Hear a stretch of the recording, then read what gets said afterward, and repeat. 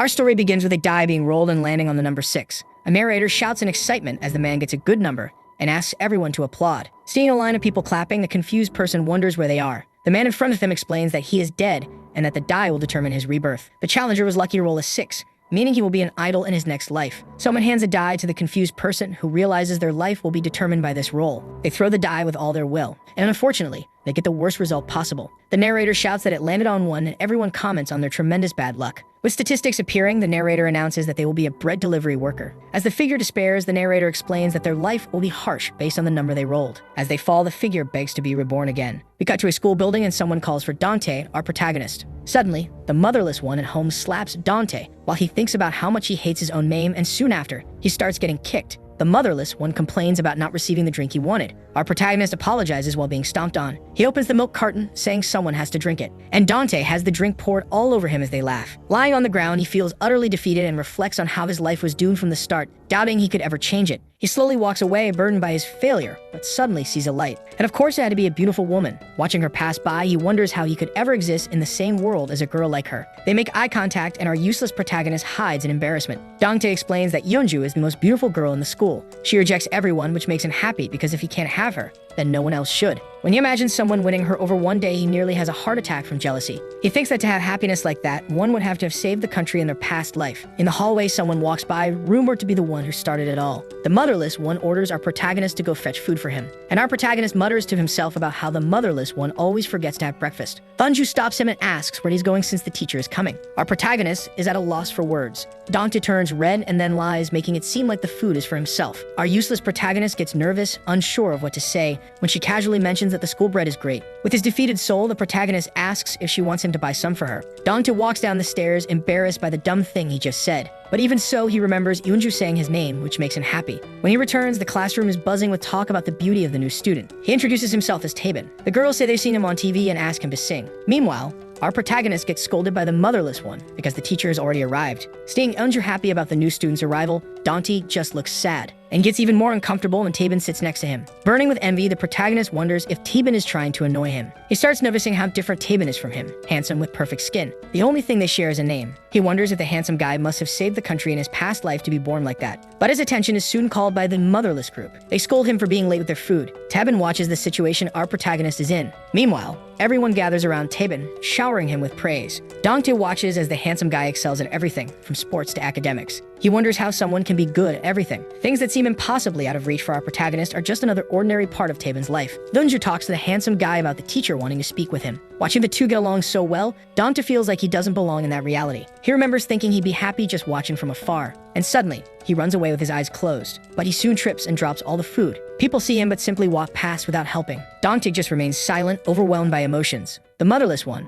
already irritated by the new student, gets even more frustrated with the spill of food. And he starts kicking Dante, ordering him to go buy the food again. Soon he starts getting beaten up by the motherless ones. As he walks with all his wounds, he enters the room. And there is Tabin, using his phone. Dante sees him playing and comments on how nice it must be for him. Tabin gets worried about his injuries, but the useless one pushes him away and says it's none of his business. He quickly apologizes for being rude. While crying, he thinks about how great it would be to be Tabin and how lucky he is, saying that things would be different if he had been born like him. Tabin asks what he would change if he could change anything. Our protagonist asks him to stop saying such things since nothing will change. Tabin looks at him seriously and says he can change him as much as he wants. Our protagonist looks at him as if he had seen a single ray of hope in his life, and the handsome guy asks if Dante wants to play a game. Soon, we see the thoughts of our loser, who sees himself as a character with the worst stats. Maybe it's fate, but he was born to lose, and he watches the winners take everything he wants. Soon, our protagonist asks about the game while wiping his tears. Tabin coldly looks outside. He starts talking about it being an old school with small classrooms. Dante feels uneasy watching him speak. The handsome guy comments that just because they seem better,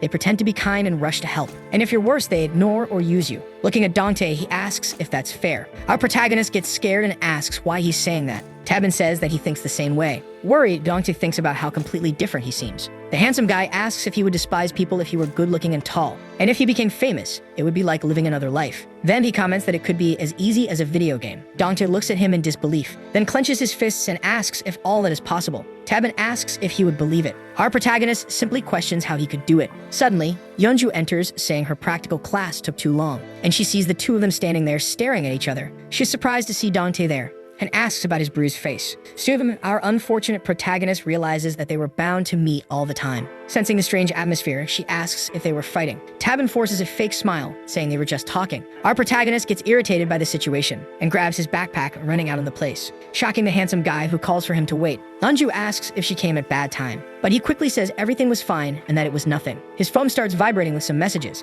and he sees that the mission failed because the bread distributor ran away out of envy. The next message asks if he wants to give up on his mission. Imju comments on the text on his phone. He replies that everyone plays something these days. Then we see more about the mission, which was to turn a loser into an ally. Below, there's an option to switch the mission to making the most popular girl in school his girlfriend, and he asks Anju if she would like to go eat. Our protagonist runs while we are shown that everything will begin from now on. Already at home, Dongtae tries to study, but throws his book away, saying he doesn't care anymore. Amid the mess, he thinks he's an idiot. Soon, he finds himself wondering if they are in a relationship since they always leave together. Our protagonist imagines various possibilities for this, but there is nothing to suggest they went home together. Suddenly, the rain starts falling and our protagonist runs to take the clothes off the clothesline. When he steps outside to get the clothes, he immediately feels restless about what happened. In the shower, Dongtae seems uneasy as he recalls those words, and wonders if he could really change. Looking at himself in the mirror, he sees an ugly person with a bad personality, then quickly concludes that it's impossible for someone like him to change. While commenting that listening to that was a waste of time, his doorbell starts ringing. He walks to the door and someone asks him to open it quickly because it was raining. It was his mother, collapsed on the ground, completely drunk. She says she didn't drink, that she just went out because she was sad. Dongtae seems to already know how to handle the situation and simply helps her up. When night falls, the emptiness seems to swallow his life and our protagonist thinks that nothing can change. At school, the motherless ones ordered Dongtae to fetch gym clothes. As he goes down the stairs, he comes across Yeonju. Embarrassed by what happened yesterday, he just greets her. But Yeonju asks him to wait. And she asked about yesterday because she was really worried, while our useless protagonist hides in the corner, dying of embarrassment. She questions him about his injuries, wondering if he fought with Tabin, and she worries that she might have caused it. Our useless protagonist says it's no one's fault, and as for the injuries, he simply tripped. He just thanks her for worrying about him. Dongtae looks at his future motivation for going to the gym as if she were a light in the middle of his sad life. At the same time, he feels out of place because he can now talk to the girl of his dreams. He looks down, too nervous. Our protagonist even tries to say something, but the words don't come out right, and just as he is about to ask if she was going somewhere, someone suddenly shouts that a fight is happening, and some students comment that the motherless group is going to beat up Tabin. They quickly get confused by the sudden news, but Yeonju immediately runs off to help him. When the protagonist tries to run after her, he slips and falls to the ground like a sack of potatoes. But he gets up, nearly in tears, worried about what might be happening. The news of the fight starts spreading through the school and everyone is talking about it. We see a large crowd of students moving toward the rooftop where the fight is happening and some comment that it's going to be a total beatdown. Dongtae hears some students say that the loser will have to change classes, and he wonders if Tabin is crazy, but he also thinks about how Yeonju ran off without even looking back. When he reaches the top floor, he has to push through a crowd of people. He soon finds Yeonju, who apologizes for running off suddenly, but he says it's fine, and he asks her why no one is on the rooftop. Then we see a student blocking the way, saying that the motherless group won't let anyone go up to the rooftop. With a sad expression, he explains that if anyone calls the teachers or tries to go up, they will kill Tabin. And up there, we start hearing the sounds of punches and kicks. Anju says they won't let that happen. But when she looks around, everyone seems unwilling to help. So she says she'll go herself and starts heading up. That's where the nerd shouts for her to stop. Trembling, our protagonist steps in her way and says he will go instead. He explains that they already told him to bring the gym uniforms and getting slapped around is nothing new to him. Everyone falls completely silent as they watch him climb the stairs. Anju seems to be the only one truly worried about him. Dongtae feels like he's just going to another ordinary place, considering how many times the motherless group has beaten him. As he opens the door, he sees a flash of light, and we see all the motherless guys on the ground, along with a cube in Tabin's hands. Our protagonist sees his hands stained with ketchup. Then in silence, he wonders how Tabin could have done all that, and he ends up asking him if he really did it himself. The motherless leader drags himself up after waking from his little nap and asks what kind of weird trick Tabin pulled, right as his hand gets crushed. Tabin tells him he shouldn't be complaining. He kicks him again and tells him to stay down. Dongtae says that's enough because they're already hurt. Tabin asks if our protagonist doesn't find this exciting. As he kicks the motherless guy again, he says that just because someone leads a group, they think they can beat up others. The useless one calls him strange, both for what he said yesterday and for what he's doing now. But Tabin just replies that this is nothing more than a game. Our protagonist says that life isn't a game. Tabin laughs and agrees because it really isn't. But it would be a lot more interesting if it were. Then we see a mission on his phone instructing him to defeat the school trash, and he walks away. Dongtae runs after him, asking him to wait because something about this is really weird. And he finds himself surrounded by people praising Tabin for putting the motherless group in their place. Dongtae just stands there, watching the girl he likes worry about another guy, seeing everyone crowd around him, concerned. No one remembers that he was the one who went up to the rooftop, leaving him with nothing but the purest envy. Lowering his head, he sadly realizes he will never be like him.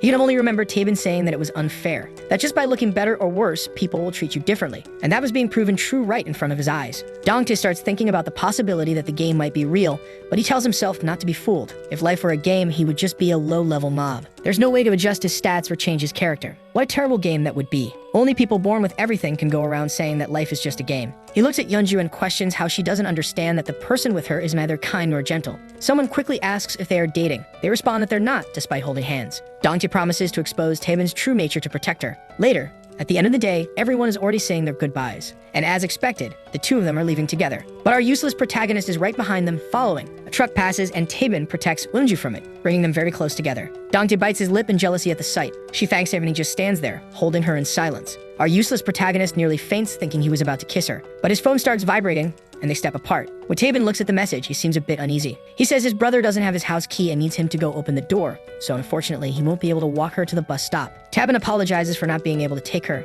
and they say their goodbyes. Dongtae remains watching his next steps. Wondering if he should keep following him, our protagonist takes the initiative. He wants to see if Taemin is really going home or not. Then we are shown what Taemin actually did on his phone. In reality, he was exchanging messages with the system, and he received a hide-and-seek mission. As night falls, Dongtae wonders where they are going. They enter a building and climb the stairs, but doesn't seem to be Taemin's home. Staying one floor below, he keeps moving forward. They soon reach the top floor, and the handsome guy heads to the rooftop and opens the door. Our protagonist calmly walks to the door and observes, and he sees Taemin standing there as if waiting for someone. He seems to be talking to someone on the phone and waiting, and there he stays looking at a message, getting irritated but still waiting. Dongtae, already starving, feels like he won't last much longer. Unfortunately, his phone vibrates, making a noise. Our protagonist grabs the phone, hoping Taemin didn't hear it. When he looks, it's just some nerd wanting to give him a note. At that moment, he just feels grateful for the notes. But suddenly, the place starts filling with purple and pink squares, and Dongtae hears a sound he's never heard before. Something shiny, which seems to be the center of everything, catches his attention. Wondering what it could be, he reaches out to grab it. But Taemin opens the door behind him and asks who's there. The protagonist freezes in shock and is clearly recognized. Then we get a cut, and he is running nonstop.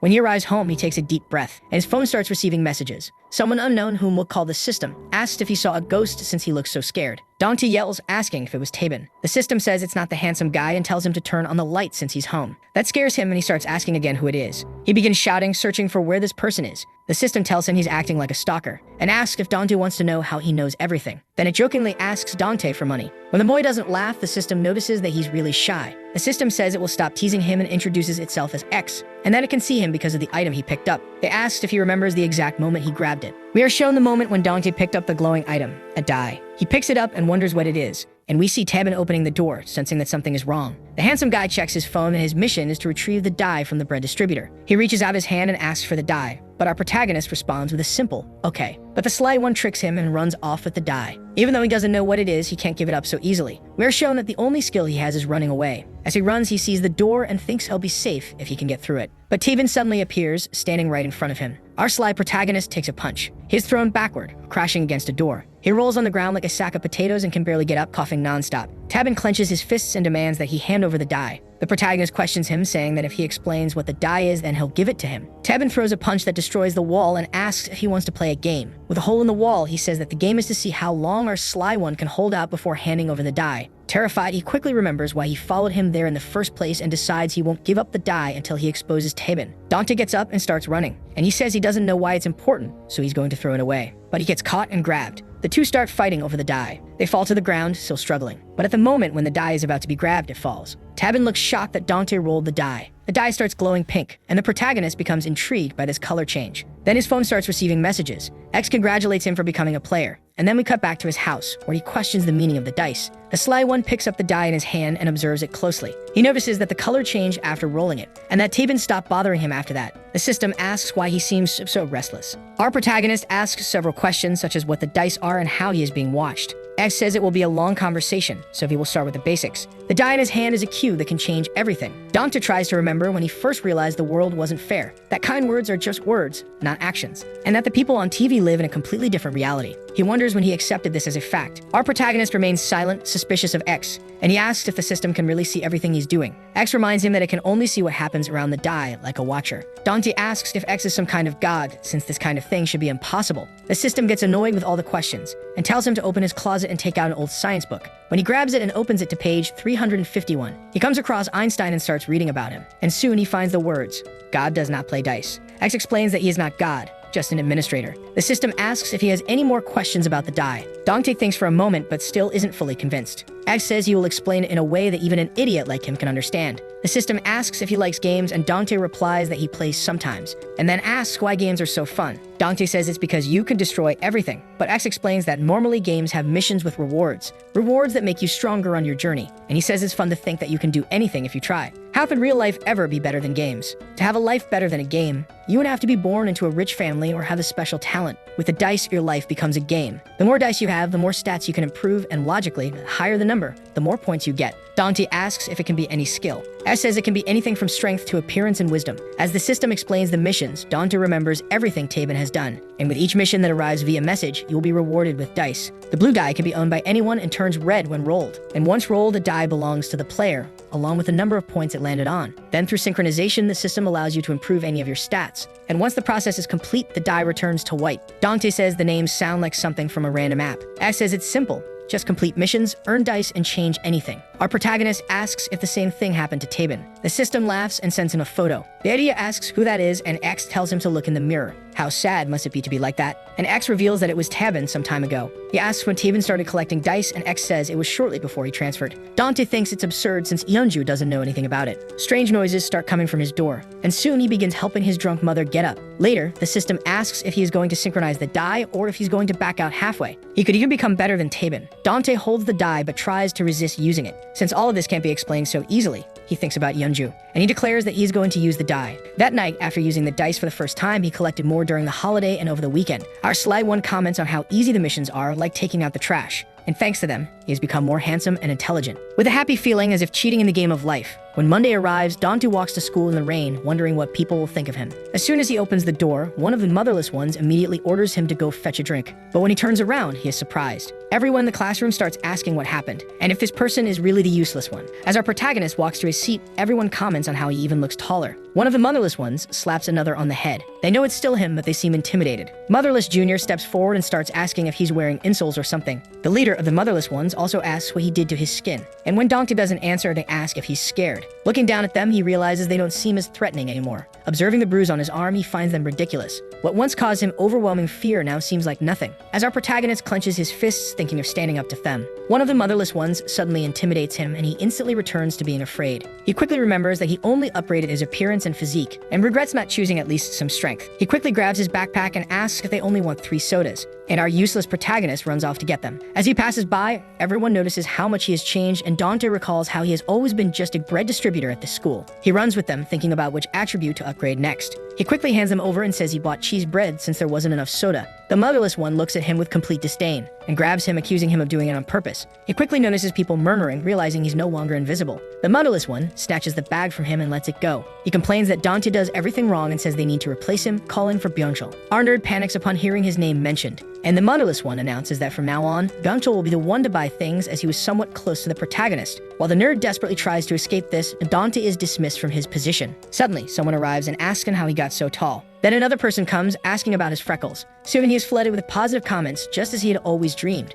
For a moment, he feels proud, as he has never received this kind of attention before. But he can't be completely happy, because the focus quickly shifts to someone else. A girl says she must have deleted his number and asks for it again. He can't wait for Yeonju to return from her rehearsal and see him. The moment she opens the door, our protagonist seems delighted. But soon he feels uncomfortable because Tabin is right behind her. Dante glares at him, making sure he understands that he's no longer the only dice player. Meanwhile, Yeonju is surprised by how much our useless protagonist has changed. She immediately starts asking about his height and what he did over the weekend. He hesitates, unsure of what to say, and blurts out that he went to visit a temple. But then he realizes how stupid that sounds. Only the god of mercy would accept him. Unju takes his hand and congratulates him. Our protagonist turns red at her touch and thinks that living up to this moment was worth it just to experience this. He simply thanks her for her kindness, but then Tabin grabs her from behind. She asks what he's doing since everyone is watching. Tabin says that Dante should congratulate them too, because they are finally in a relationship, leaving our protagonist frozen in shock. And he asks if Dante will congratulate them. With his heart pounding and his emotions in turmoil, everyone tells him to stop doing this in the classroom and to find a room instead. While Tabin laughs along with everyone, Dante feels like he just got stabbed in the chest.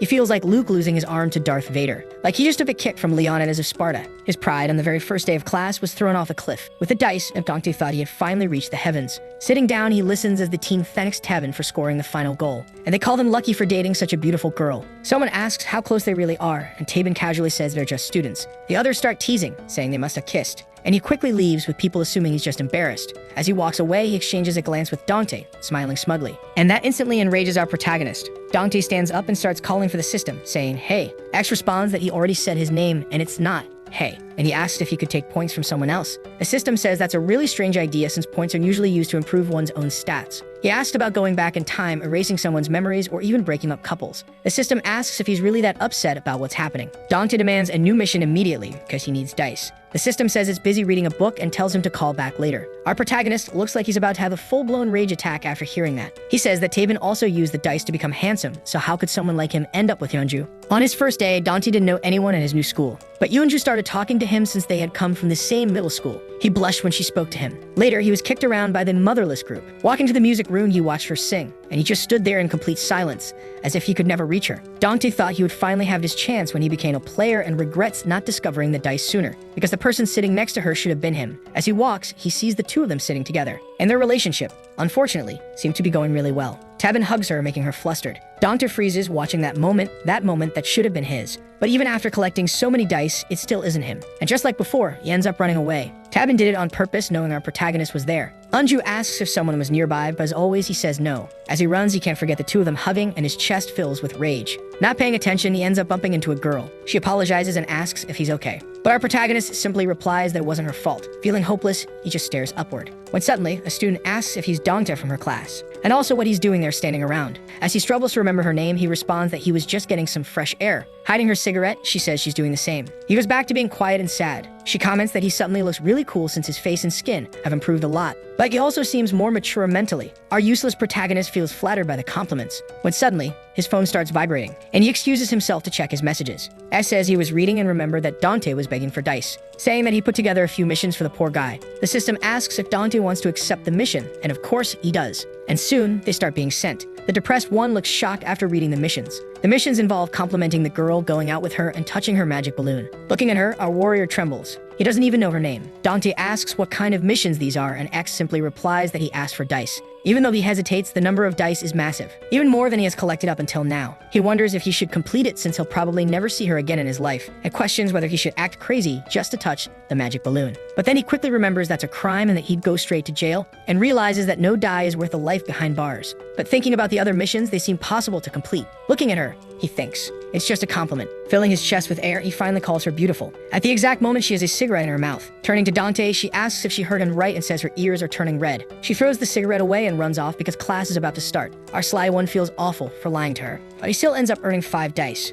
He pulls out his phone and X asks if he's going to do the next mission. Dante asks how he's supposed to do something like that. X says these missions are simple. He just has to do them, adding a suspicious emoji at the end. Our protagonist starts thinking about all these coincidences and wonders if X might actually be a god, since he gives both the dice and the missions. And there he is, trying to figure out the reason behind it all. The system reminds him that he was the one who begged for a bunch of dice. But our useless one says he doesn't know how to complete this mission. X explains that the harder the mission, the more dice he will earn. He asks if Taben does missions like this. The system pretends not to know anything. Soon we see our nerd suffering at the hands of the motherless group, and Taben stares seriously at our protagonist as he walks in. Then we see a beautiful sky with the two of them standing on a rooftop. Taben asks what he wants, and our sly protagonist asks if he is really dating her. Taben sarcastically asks if there are people who pretend to like each other, but Dante asks if he loves her or if he's just completing a mission. He talks about how Yeonju is kind, beautiful, and popular. There's no reason not to like her. Then Dante says that Taben is just playing with her feelings, but Taben replies that this is an issue between him and Yeonju. Dante yells that he can't accept this because she doesn't know who Taben really is. But then the handsome guy asks if he has the moral right to say that, since he's just jealous and wants to be like him. Dante responds that he doesn't want to lie to anyone just for a mission, but then he remembers that he lied to the anonymous girl earlier. Taben smirks and says that he's becoming more honest. Telling him to shut up, our protagonist runs away, and he convinces himself that he's different, that Yeonju was just deceived. Suddenly, he runs into her on the way, but when she asks where Taben is, he bolts again. He promises to complete many missions and collect a lot of dice to become better, but he ends up tripping on the stairs. Someone asks if he's okay, but still on the ground, he remains focused on greeting Yeonju. At 8 o'clock at night, when the school is completely empty, our protagonist sneaks in before the security guard locks up. He enters through a window he left open earlier and grabs a girl's uniform from his class. Sweating nervously, he questions if this mission is really necessary. X tells him that he accepted it, but only to surpass Taben. He really wonders what kind of mission this is, having to take the girl's uniform and clean it. Then he moves on to the next mission, marking books with a pen. The mission is to mark the guilty and borrowed books. Our protagonist starts doing everything, even tearing out the answer page from someone's math book. Dante keeps completing missions, thinking X is just messing with him, but he continues collecting dice. As the week passes, our protagonist changes constantly. Dante throws a baseball far into the distance. Everyone is impressed and the girls scream. A student wonders since when he got so good at sports. With his grades improving, his popularity only increases and no one disrespects him anymore. He feels like he's getting further and further away from his past self, but he's bothered because those two never look at him shining. They really seem to be living their own romance. He wonders how they're doing, if they already kissed, or when they meet up. And they're probably studying together all the time. Dunking his head in water, he realizes he's the only one worried about this, and just feels like an idiot. While the girls talk about how different he is, they also mention rumors that he's dating someone. They ask Yoonju, but one of them interrupts, saying she already has a boyfriend, while Yoonju remains silent. Dante asks how many dice Taven has collected so far, but X says that as a manager, he can't disclose that. So Dante asks what kind of book he's reading. The system says it's reading a funny book called the Bible, and Dante spoils it by saying Jesus dies. X gets annoyed by this, and our protagonist says that he revives later. Our protagonist then sees the nerd being beaten and realizes it's the motherless ones again. Seeing his friend in that state, he decides to forget about his mission, and remembers when no one noticed him in that same situation. While kidding the nerd, one of the motherless ones orders him to take off his glasses,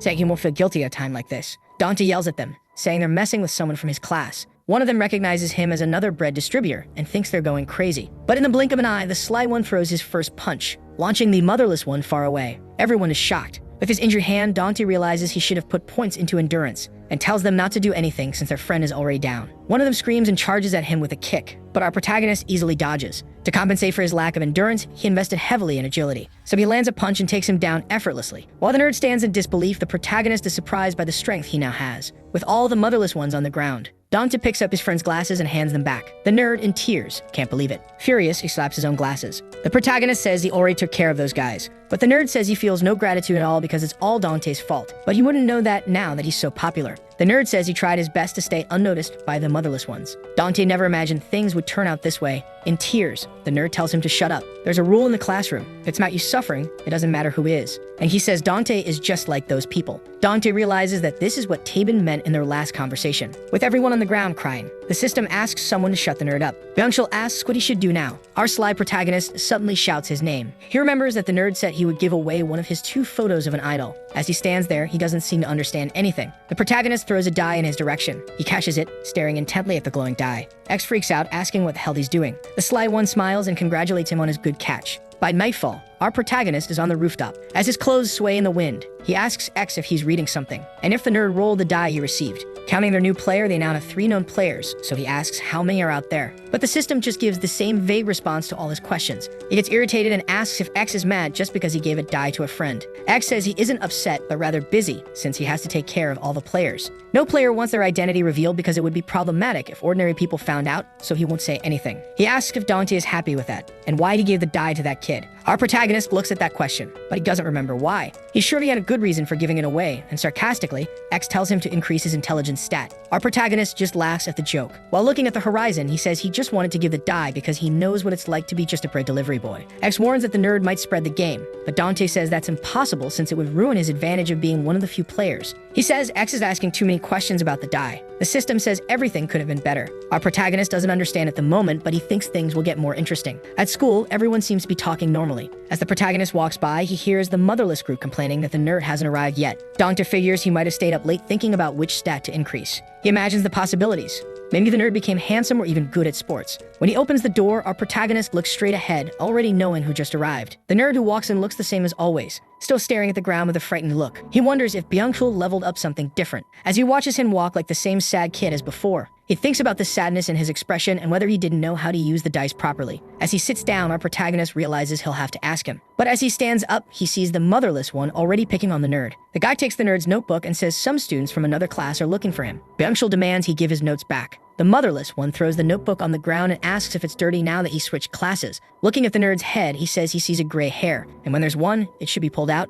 He grabs his hair and yanks some strands out while the others laugh. With his head down, the nerd weakly asks him to stop, but the guy keeps going, saying he pulled out the wrong strand. The protagonist looks at the scene with disgust. He clenches his fists in rage. As the motherless one continues pulling, he says he'll get the right one this time. The moment he pulls, Byung-chul snaps in anger. He raises his hand and yells, telling him to stop before landing a punch on the motherless one's ribs, breaking them. The guy is sent flying across the classroom, crashing into the chairs before hitting the wall. Everyone in the room watches in stunned silence, from our protagonist to the background characters. Then we see the nerd standing up from his seat, and the motherless one lying completely wrecked on the floor. As the others start shouting, some talk about calling the ambulance. While everyone rushes out to get a teacher, Dante just stands there, still completely silent, watching the nerd smile after doing that. Still smiling, he turns and thanks our protagonist for giving him that power. Still shocked at what he just did, he asks if this is what it feels like to feel good. As we see Dante frozen in disbelief, the nerd is just happy that he will never have to obey anyone again. And he turns to our protagonist, finally considering him a true friend. As the nerd walks away slowly, Anju looks at him, confused and scared. Some people stand frozen, while others rush to help the motherless one. But as Byung-chul walks past, no one moves a finger or says anything to him. The boy on the ground is helped up by his friends, coughing weakly. One of the motherless ones yells, asking why he did that to a friend and if he has lost his mind. The moment he hears the word friend, the nerd stops. He turns back and asks who exactly was his friend there. The person who hits him for not answering correctly. The one who throws him into dirty water just for fun. The nerd starts stepping forward again. As he clenches his fist, the extra trembles in fear. Suddenly, Dante appears in front of him, asking him to calm down a little. He compliments his speed, but questions why he's defending those people, politely asking to be let through, thinking that at the very least, the protagonist would understand him. But Dante stops him, saying that the motherless one is already finished, and if this escalates, it won't be good for anyone, especially him. The nerd puts his hand on his head and asks if that was a threat, and if it's just because he's fast. Then he asks if Dante wants to fight. Clenching his fists, he wonders who would win, strength or speed. He keeps repeating that he didn't mean that and doesn't want to fight at all. He asked again to be let through, but Taben interferes, telling them to stop because they're crossing the line. The nerd turns and glares at him, asking who he is. The three of them stand still, staring at each other, because even the slightest movement could trigger a fight. However, the teacher suddenly arrives, asking what's going on and rushes to help the motherless one. Byung-chul seems restless when suddenly his arm pulses. He immediately clutches it, clearly in pain. Then he dashes out of the classroom. Our protagonist tries to go after him, but Taben grabs his hand, stopping him, and asks if he gave the die to the nerd. While he questions why Dante would do that, our protagonist overhears students calling an ambulance for the motherless one. Nervously, Dante insists that the nerd isn't like that he was probably just overwhelmed by everything. Still in shock over the situation, he thinks that he didn't give him the die for this. Taben pressures him, asking if he's going to start handing out stolen dice like charity now. With force, our protagonist yanks his hand away and tells Taben to stop being selfish, since he also became a dice player just the same. Then he takes off running again, rushing through the school, searching for Byung-chul. Suddenly, through the crack of a door, he spots the nerd curled up and seemingly in great pain. Our protagonist knocks on the door, saying that he finally found him. The nerd flinches, startled, and turns around. He looks at our protagonist with a desperate expression, while holding onto his left arm, which clearly doesn't look okay. Dante asks what happened and if his arm will be alright. The nerd replies that it's nothing and lowers his head. Then he asks how, in just one day, Dante gained all that strength, and if he spent the entire night collecting dice. Byung-chul suddenly bursts into laughter. Then he reaches into his pocket and tosses 6 dice onto the desk, stating that he gathered that amount in just one night. Our protagonist is stunned, because that shouldn't be enough to gain that much strength. The nerd laughs and says that Dante really knows nothing about dice, and that's why he only used them for his looks. Byung-chul explains that at first he thought it was all fake. After all, how could a magical die be real? But he was shocked to find out it was true the moment he rolled it, and he wonders, what exactly is this magical die? Because it's driving him crazy. With this power, they could completely change the laws of nature and human existence. He keeps questioning in different ways if it's possible to prove this ability through science. That's why he ran tests, experimented, and gathered some data about certain dice. X chimes in saying that theoretically, you can enhance any ability you want. You can completely surpass the limits of the human race, or not. If you increase human endurance enough, you could deflect bullets. And with no limits, how many meters could you jump with your bare hands? Could you stop a speeding car? The nerd, lost in thought, relentlessly questions, what are the true limits? Byung-chul seems to be completely mesmerized as he talks about the subject, and he explains that the easiest thing to test at the moment was strength, so he used a contact tester to provide data for his research. He discovered something interesting, because the more you concentrate on a skill, the greater the change. Compared to using dice on the entire body, if you focus them only on your arms or the palm of your hand, the difference in strength is enormous. You could call it a restricted amplification to a specific part of the body. That's why his right arm doesn't look much different from his left arm. But when he presses down on the desk in front of him, he completely crushes the wood, proving that his left arm is on a completely different level in terms of strength. Holding a piece of the shattered wood, he crumbles it in his hand. Dante asks if that wouldn't be harmful to his body. The nerd says it does seem pretty unbalanced, and it's more like a potential energy that he can tap into, making him invincible. The protagonist asks what would happen if he increased the skill even more. And the nerd says that now that he thinks about it, he's having all kinds of new ideas. He stays silent, seeming uncertain about all this new information regarding dice. Byung-chul starts thinking again, if he can exceed human limitations, he might reach something that no one has ever dreamed of having, like telekinesis or telepathy. Our protagonist is completely amazed that he even mentions psychic powers and looks at him asking if, for example, the nerd could actually do that. And unfortunately, he responds that he can't. But he explains that he can't yet, but someday he might get there. He says he tried using dice to obtain psychic abilities, and when he rolled one of his dice, X asked which skill he wanted to level up. The sly one said he wanted the ability to see through things, for profit of course. But an error occurred when trying to upgrade that particular skill. He says that what X told him left him completely shocked. He pulls out his phone and shows a message explaining that the skill he requested has not yet been unlocked in the skill tree. Our protagonist widens his eyes, surprised by the message. Byung-chul is happy to know that it wasn't impossible, just not available yet. Just like a child who has never walked but suddenly becomes able to run, or a person who has never ridden a bike but starts riding perfectly using dice, they can do things they never thought possible. It's just a matter of uncovering the secrets of how to achieve it and making the dice grant them psychic abilities, for example. When they arrive, they see an ambulance with its sirens blaring. The protagonist watches through the crack of a window. Soon, the nerd asks him what kind of missions he has completed so far. Our protagonist feels a bit embarrassed. Remembering everything he's done, he just responds that they were normal missions. The nerd asks if they were related to math or hacking, but Dante says he's never done anything like that. As if he's reaching a conclusion, a girl appears and tells the teacher that they were in the classroom. The genius explains that missions are different for each player, just like how different races in games start in different locations. Everything happens according to X's will. Dante turns when he hears him talk about overcoming this obstacle. He quickly leaves when he sees that everyone is arriving in the classroom. Outside the school, we see a beautiful sky, and the protagonist walks while thinking about how things reached this point, because all he wanted was to help his friend who had suffered so much. He remembers Byung-chul's gratitude for receiving the die. After all this, he's not sure if he really helped him, and he wonders how Byung-chul felt after hearing and seeing all those things. Now that he stops to analyze it, he realizes he never got the photos. As he walks, he recalls that his friend was suspended, since even if the teachers don't believe what happened, there's no way so many students could be lying. He makes a strange face while typing on his phone. In the message, he tells his dear friend not to do anything reckless and that he'll take notes for him. With his phone vibrating on a table, we see that his house is in complete chaos after the news of his 3-day suspension. His father says that this will affect his grades. His parents start blaming each other for how they raise him. As a plate falls to the ground, his mother yells that all his father cares about is money and not the family. Byung-chul seems bored in his room as he listens to everything, thinking that everyone just tries to be normal without considering anything else. Then he starts typing, completely focused. As he writes, he says that with the dice, someone like him could dominate the world, for example, instead of following this normal and boring life. As night falls, we see our protagonist building, and there he is, worried about his friend and frustrated that he's not responding, wondering if the nerd is really trying to gain powers. In a thought, we see a host calling a guest to the stage. The audience is thrilled to hear that someone will showcase psychic powers. Then the nerd appears, dressed like a monk, now showing that he can float with his powers. In an interview, the hosts ask the next person to introduce themselves. That's when our protagonist steps up and says he can levitate objects, and they ask him to demonstrate. In brief and sarcastic thought, he manages to lift something. Back in reality, he realizes that powers like that are completely useless in the real world. What the dice allow him to enhance is already great. His phone vibrates and he thinks it's his friend, but it's X saying that they are there with him. Our protagonist says that she's noisy. The system asks why he's so down since he was doing great with all the girls texting him. X starts reading off some of the messages, some of which are pretty embarrassing, and Dante tells her not to look at other people's messages. But soon, she brings up Yeonju. The protagonist says that Yeonju isn't the type to send messages. He asks if his friend will be okay and if it's really possible to do that kind of thing with a dice. But X says they are just a GM and can't say, saying that as long as the rules aren't broken, everything will be fine, and that just as some seek beauty, others seek power. Their goal is simply to observe all the players, watching their ambitions and achievements. Dante wonders what the handsome guy wished for with his dice. Meanwhile, the nerd is deep in his research. He wakes up to strange noises around the house. Someone has arrived. His mother informs him that a classmate is here to see him. Curious, he turns to go meet them. Looking at the moon, he sees that it's Tabin. The nerd walks down the stairs and stops the moment he sees him, clenching his fists as soon as he spots him. He demands to know why he's here. The handsome guy tells him not to worry about his visit, explaining that no one likes when things get this big, much less drawing attention, and he asks him to go somewhere quieter and more secluded. In the heavy rain, we hear loud rumbles as a scene from a year ago begins to unfold. As the elevator doors open, we see a boy crying, lost in his thoughts, wishing he had never been born ugly. But something that was determined at birth can never be changed. When he reaches his destination, he walks onto the rooftop, stepping into the rain, and climbs over the railing, holding on with his hands, consumed by his torment. When he looks down from the building, he remembers how everyone in his school mistreated him as if he weren't even human. Surrounded by these overwhelming thoughts, he wonders if, through death, he might finally find freedom and happiness.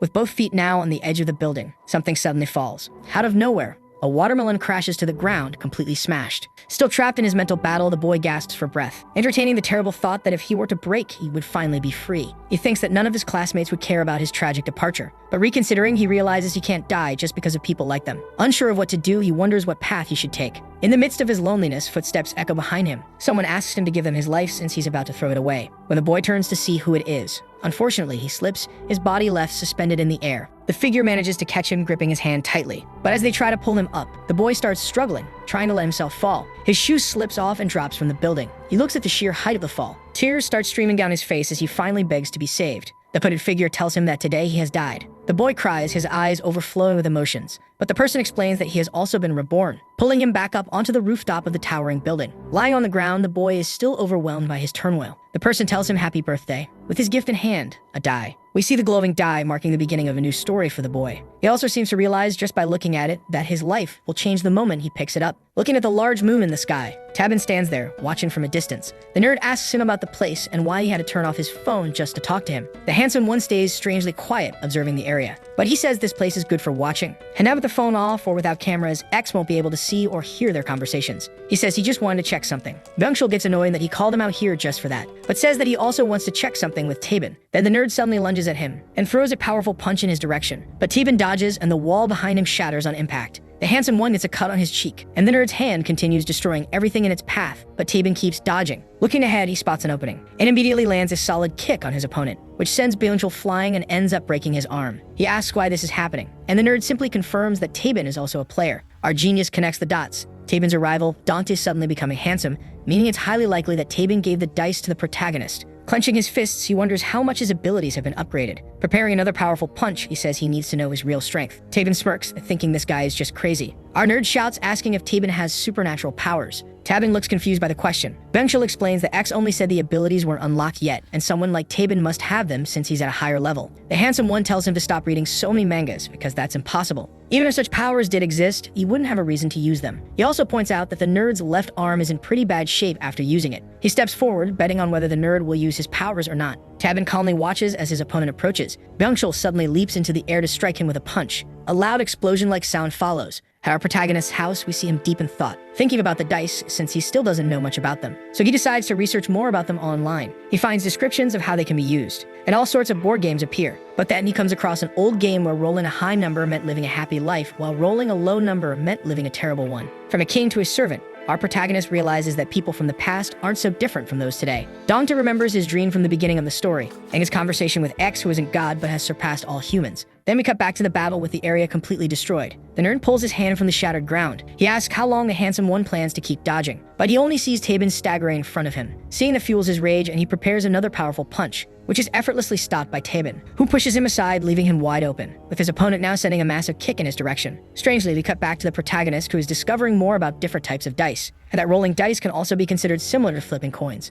We see the nerd hitting the ground severely injured. A coin falls from his pocket and spins, something that might be important later. Tabin slowly approaches him and asks if he wants to stop fighting now. The nerd tells him to shut up, still ready to fight, but unfortunately, his arm reached its limit a while ago, causing him immense pain. Tabin threatens him for his recklessness with the dice, saying that if he keeps going, he'll have his hands ripped off so he can never roll them again. He starts walking away, telling the nerd to stop thinking he's powerful, but Byung-chul asks if he knows anything about X and if they've met before. The handsome one says he doesn't know anything. Our nerd smirks because he knows something that no one else seems to realize about the system. Our protagonist walks, thinking about how days have passed without any messages from his friend or his beloved, only from people who weren't important to the last romantic. He comments on how the classroom feels more peaceful. The only thing different was the 2 empty chairs, but everyone ignored them, and he starts wondering if his friend will really stay quiet about the suspension. Our protagonist watches the happy couple in his class when someone steps in front of him and calls his name. It was the smoker girl asking what he was doing. She invites him for a coffee, and he accepts. They comment that the exams are getting a bit tough and complicated and ask how Dante is doing with his studies. Our cheater says he's studying, but in reality he's just increasing his intelligence using the dice. On a very pleasant day, he orders some food from a store, jumping with joy as he finally holds his own meal in his hands. Because until now, he had always bought food for others, never for himself. Suddenly, he spots the nerd walking down the street. Without hesitation, our protagonist doesn't waste any time. He says he has to step out for a bit and runs after his friend, stopping in front of the nerd and reminding him that he's still suspended. His friend seems off, so he assures him that he just came to talk. The nerd asks what skills he has leveled up with the dice during this time, and our protagonist admits he focused on intelligence since exams are coming up. Then he asks if Byung-chul is feeling hot wearing those clothes, but the nerd simply says that he has learned something about X. Our protagonist finds that fascinating, but then his other classmates arrive. He tries to talk to the nerd, but with everyone there, his friend says he'll tell them later. The smoker girl teases him for being near the school while suspended, but the protagonist says he's just visiting. He then says goodbye to his friend, telling him he'll see him tomorrow. Once the nerd is alone, he seems strange, with his arm and hand oddly covered. Then he pulls out his phone and sees a new message, and he smiles upon reading that he has a mission. But it's dangerous. His new objective is to set fire to the school. Time passes and it begins to get dark. A few students walk nervously, afraid because they're leaving school late. They comment about rumors of ghosts in the area. Among the bushes, someone is hiding. One of the girls notices and starts to feel scared. They are hidden in the plants. We see the nerd holding a gasoline canister. At home, the protagonist feels uneasy because his friend didn't seem normal in their last conversation. So he quickly gets up from bed and grabs his phone, asking asking about the time he gave the die to Byung-chul. X had said it was a good idea, but suddenly the screen starts acting weird. He notices that his message is just disappearing. Out of nowhere, his friend knocks on the door and steps inside. Dante asks what he's doing there at this hour, but the nerd only says that his left arm feels different, and as he turns, we see that his arm is falling apart. The protagonist wakes up from this nightmare, feeling restless. He just wants to get some fresh air. He grabs his phone and sees a message from Byung-chul, saying that he has a lot of information to share tomorrow. Dante just stares at the message, realizing there's nothing to do but wait. The nerd walks up the stairs, reflecting on how the world is like a perfect machine that never stops spinning. But everything is so boring, studying, going to college, maybe making money. The dice freed him from that machine, and so as he digs deeper into his research, he uncovers some important secrets. With the gasoline canister in hand, staring at his phone, when the clock strikes exactly midnight, the school bell rings out in all directions. His first mission is complete. After collecting his dice, he is immediately ready for the next objective. The nerd begins pouring gasoline around the school. He gets the idea to enter a classroom and finish there to make it look like an accident, just as the mission instructs. But suddenly, the alarm starts blaring throughout the entire school. Byung-chul didn't know there was such a system, and he starts panicking. As he stumbles over a desk, the gasoline spills everywhere. And just like that, he completes another mission. Still trembling and drenched in sweat, he claims his reward of 7 dice. With only one mission left, he hears the security guard coming up the stairs. Shaking with fear at the thought of getting caught, he grabs a lighter to finish the job. As he lights it, he burns himself from the heat and drops it by accident. Byung-chul says he did everything, even though he never actually lit the fire. But X comments that it looked pretty fake when he dropped the lighter. The security guards start rushing toward the classroom. Our nerd screams, demanding that the system give him the dice immediately. X says he's terrifying and agrees to hand over his reward. The glow appears, and he wastes no time grabbing the dice. Then he bolts out of the room, pulling up his hood. The guards spot him leaving. They shine their lights on him. He immediately sprints away, determined not to be caught. A guard appears at the stairs, blocking his path. He asks who's there, but our nerd is completely frozen in shock. He finds himself in a complicated situation where he doesn't know what to do. Unable to use his left arm, and without time to roll the dice, he realizes he needs to hide somehow. Suddenly, the guards lose sight of him and can't tell where the intruder went. But one guard becomes suspicious of a window,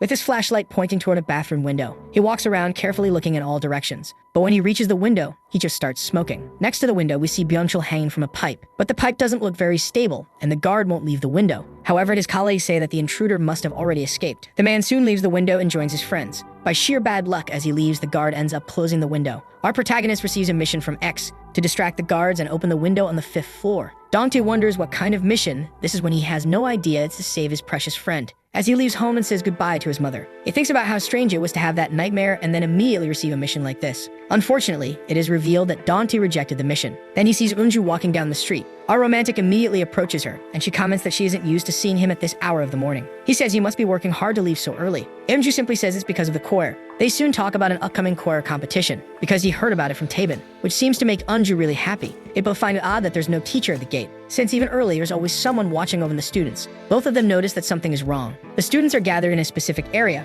with the teachers telling everyone to leave. We see an ambulance parked in front of the school. Everyone is saying that someone fell from the rooftop during the night. The protagonist immediately connects everything to his mission, and asks Eunju to wait right there. Amidst the crowd of students, he pushes forward. After being shoved multiple times, he finally reaches the scene, and his eyes widen in shock. Seeing that in front of him leaves him completely frozen. When Eunju catches up and asks what happened, he quickly turns toward her and covers her eyes so she won't see. She asks why he's covering her eyes like that, but Dante simply says he will explain later and that for now, it's better if she doesn't look. And there he stands frozen, staring at his fallen friend on the ground. Some say he jumped from the rooftop at night, but since it's locked, that would be difficult. When our protagonist really focuses, he realizes that his mission was to save his friend. Then we see Byung-chul trying to move from the pipe to the window. And as he jumps, by some luck, he manages to grab onto the window, with his left arm injured and the dice in his pocket. He doesn't seem to find any way out. His left arm starts hurting again. Because of that, our nerd ends up falling. When they cover the victim's body, Dante tells Eunju to go to the classroom, and he just starts walking, demanding X tell him why his friend is dead. The system says his death is unfortunate and seems to speak with sarcasm. The protagonist gets furious because X says his friend died because of him. He suddenly remembers that the thing his friend wanted to talk about was probably a secret about the system.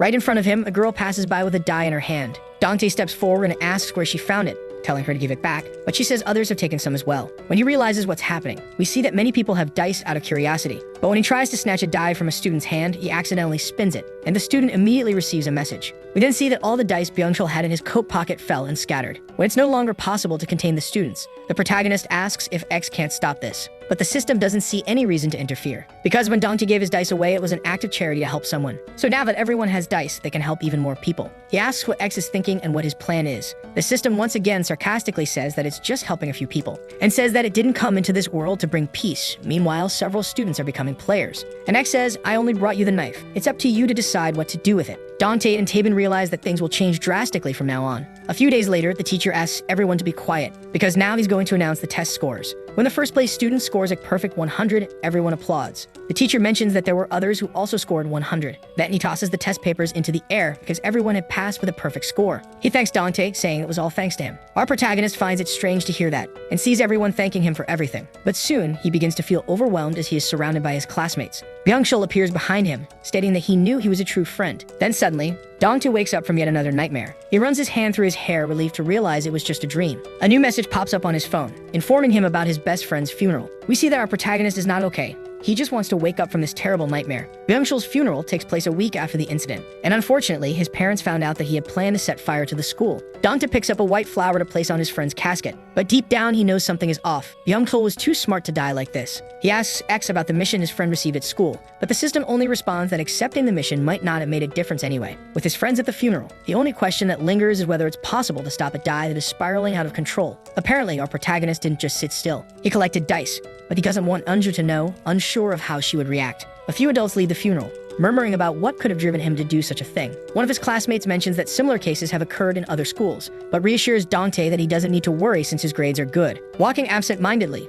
he accidentally bumps into someone, and quickly apologizes before they walk away. The boy with bangs simply glances at our protagonist and smiles, then continues moving forward. The others wonder who he is to just bump into someone and walk off. While our protagonist just watches in silence, the others say that the guy must have been looking for a fight. But Dante knows he's a dicer. He suddenly takes off running, telling his friends to go ahead. But in the middle of a crowded street, he loses sight of him completely. Moving through so many people makes it impossible to find him. Back at school, everything seems peaceful and normal. But not for our protagonist, who has lost a friend. Everyone else seems fine. Students play handball. Others leave in groups to hang out. And as always, school gossip spreads about new couples forming. Meanwhile, a goal was fiercely scored. Some students began to discuss the immense progress of the scorer, but Dante didn't give it much thought. After that, he passed by some other students asking someone about his sudden loss of weight, making him speculate that all of this was the power of the dice in action. Our depressed hero kept walking until he reached a classroom with two shadows in it. Dante was intrigued by these two familiar faces. The girl wasn't feeling comfortable. Our hero recognized his crush. He speculated that she was arguing with her boyfriend, and so she decided to exit the classroom. Dante decided to pretend to bump into her, when suddenly their gazes met, making the young man very nervous. He nervously tried to lie, claiming that he accidentally bumped into her and that it wasn't intentional.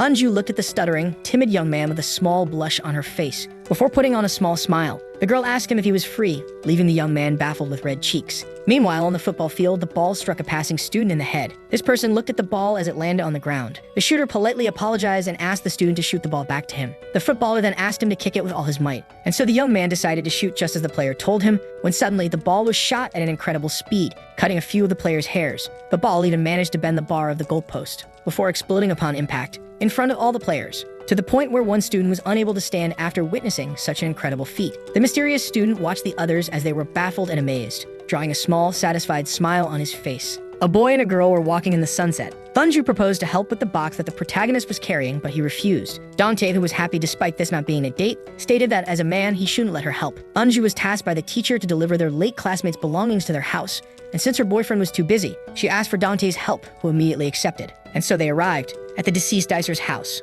With that, they arrived at the 11th floor, as an uncomfortable silence settled between her and the blushing Dante. They were now in front of the door, and so they rang the bell. They rang it multiple times, yet no answer. The protagonist realized that no one was home, when suddenly a door was slightly open, and someone came out curious about who the young ones were. Meanwhile, back at the school, everyone was still baffled by the shot that bent a metal bar. The young satisfied shooter smirked and began to walk away, when suddenly one of the players stopped him and began to complain about the destroyed ball. The others asked him to knock it off, but he kept going. But it seemed like the mysterious person couldn't hear him, when suddenly the miracle shooter turned around and asked the player what he should do about a popped ball, who explained that he should buy a new one for its original owner or at least present an apology. The mysterious person then decided to provoke the young man, asking what would happen if he didn't. This triggered the player, who immediately attacked him, but the miraculous shooter countered with one of his powerful kicks. Meanwhile, at the late student's house, which had become unattended, our hero decided to take a look around from the corner of his eye. Bunchul's mother was happy to see his friends return his personal stuff, as well as the other handsome young man that stopped by earlier. Dante realized that the young man in question was Tabin, while Yoonju, trying to be polite, stated that her son was a brilliant student. The mother still couldn't grasp the fact that her son had died so young, and blamed it all on herself for the way she raised him. But the protagonist interrupted her in a burst, affirming that his friend was not the type of man to take his own life. He claimed that there must have been another reason for this early departure, but he lacked the words to express himself. himself. As he remembered all that happened with his friend, Dante thought of how useless the expression "if only" truly is. That he still thought of what would have happened if he had accepted those weird quests in school. He could have potentially saved his friend from the fatal fall. Our hero didn't even dare to think of the other possible outcome. With that, he was left silent, when he suddenly began to tremble out of anger,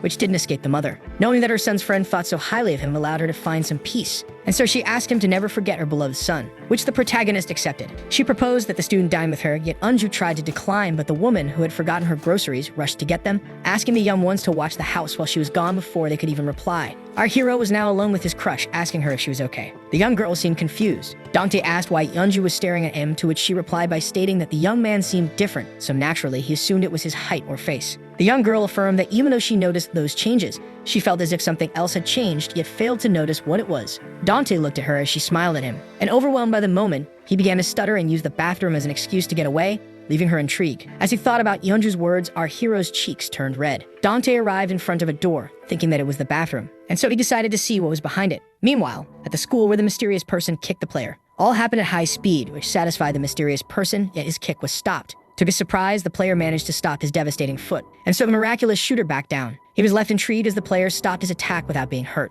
and so he realized that the player was also a dicer who had maxed out his endurance. Meanwhile, the door was slowly opened, revealing a room with a screen and a desk with a pen and paper on it. The protagonist realized that this was his late friend's room. With that, he walked in, entering the late dicer's room. Dante noticed that the mother left her son's room as it was. This left the protagonist wondering about the data his friend collected about the dice, and what Byung-chul had actually discovered. Dante then approached the notebooks on the desk, when he was suddenly startled by Yeonju calling out his name, making the pile of notebooks fall. One of them had the word and the drawing of a die, piquing the young man's curiosity as he noticed the magic word. The curious Dante picked up the notebook. The notebook was filled with data about dice and the dicers, which didn't escape the protagonist's attention, and so he started to turn the pages. The notes told about how their writer failed to know more about X and what's essential for dicers, along with their ranks that can be climbed with new skills. This notion of rank intrigued the young dicer. The late student classified Taebin as an A rank, while the protagonist was a B rank or something inferior. Byung-chul also wondered about the limit of the skills, and so he decided to hack into the server in order to expand his knowledge, leaving the young man shocked. Dante then started to flip through the notebook for answers,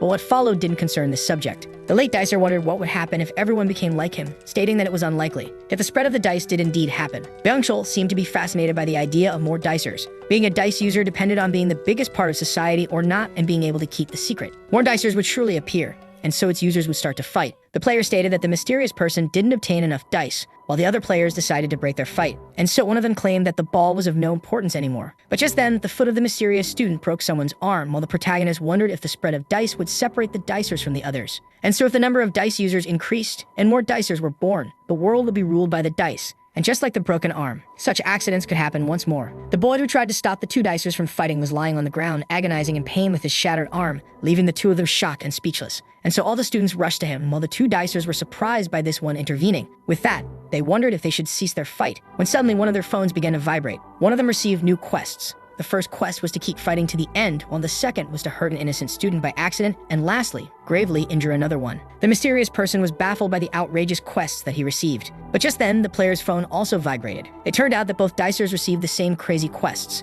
The miraculous shooters were revolted to receive such scandalous demands. But just then, the player started to count the bystanders. This intrigued the mysterious student, so the player revealed that he was wondering if this quest was, in fact, applicable, leaving the other in a state of stress and unease. After that, in the night, Dante and Yeonju decided to go on their way. It was dark, and the streets were illuminated by the lights.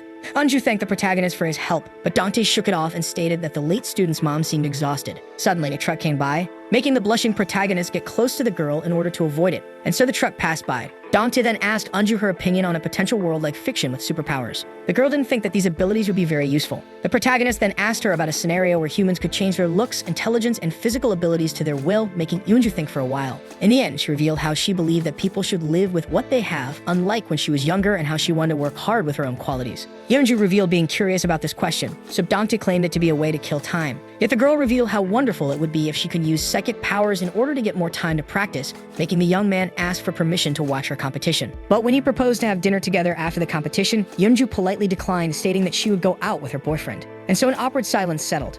Hyunju then insisted on walking on her own, yet the protagonist insisted on accompanying her. But the girl revealed that such kindness would give others the wrong idea, leaving him silent. And so they parted ways, with Dante watching her until she disappeared into the horizon. As he walked away, he thought about Hyunju's opinion. That night, the night sky was bright, decorated with stars. With the notebook in hand, our hero admired the view, as this way of life was also challenging for him. Later that same night, Dante texted his crush to make sure she returned safely. The protagonist was unsure of the words to use in his text. After some thinking, our hero found the sentence, and after gathering his courage, sent the text. Dante was happy to see that she quickly responded to his message. Our blushing hero then said that he'd see her the next day at school. Her reply with a good night filled the young man with excitement. Dante couldn't be happier. But just then, he received a text from a different person. Ash was aware that the dicer was disappointed that it was him texting and not the girl. Before teasing our hero about it, making him blush in embarrassment, Dante decided to ask X something, piquing his curiosity. At first, he hesitated, but then the protagonist revealed that he had read his late friend's notebook. He then recalled how X stated that he didn't have a problem with dicers unless they broke the rules, which he confirmed.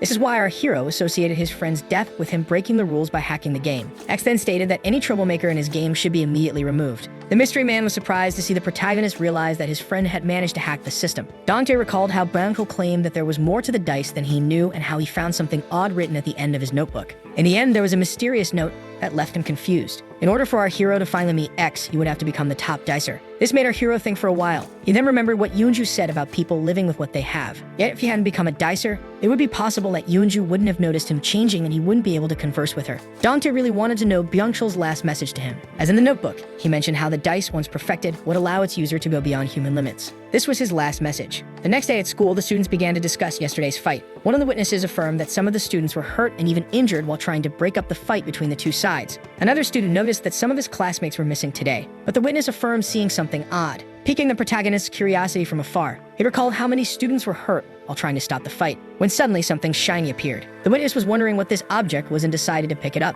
This alien object was, in fact, a dice. But when the students asked the witness to show it to them, he claimed to have left it at home. Tabin was also listening from afar, when suddenly, something seemed to have caught his attention. The class door was quickly opened. A student came rushing in, stating that something big was happening. This intrigued the others, and so the student affirmed that some of the girls in the other classroom had become more beautiful. All were intrigued by such news as the student affirmed that everyone was rushing to see them. As they watched, some students speculated that the three girls' transformation was due to plastic surgery, while others didn't, and jokingly speculated that this was due to a pretinous virus. One of the three girls was pleased by this gossip, but as all went to take a look, one of the students asked the protagonist if he was also going. Our hero declined, thinking of how the number of dicers had quickly increased. The school domain slowly became a terrain for quests. While someone was peacefully using the toilet, someone suddenly slapped his posterior, startling the poor student as the slapper was only fulfilling his quest. A girl was busy on her phone, sending a fake message about how she was a runaway in Seoul with no money, asking people to download an app called The Righteous to see her profile, contact, and pictures. But when someone asked her about what she was doing, she refused to reply as she was trying to get 50 followers for a quest. On the other hand, someone locked his friend in the warehouse for dice,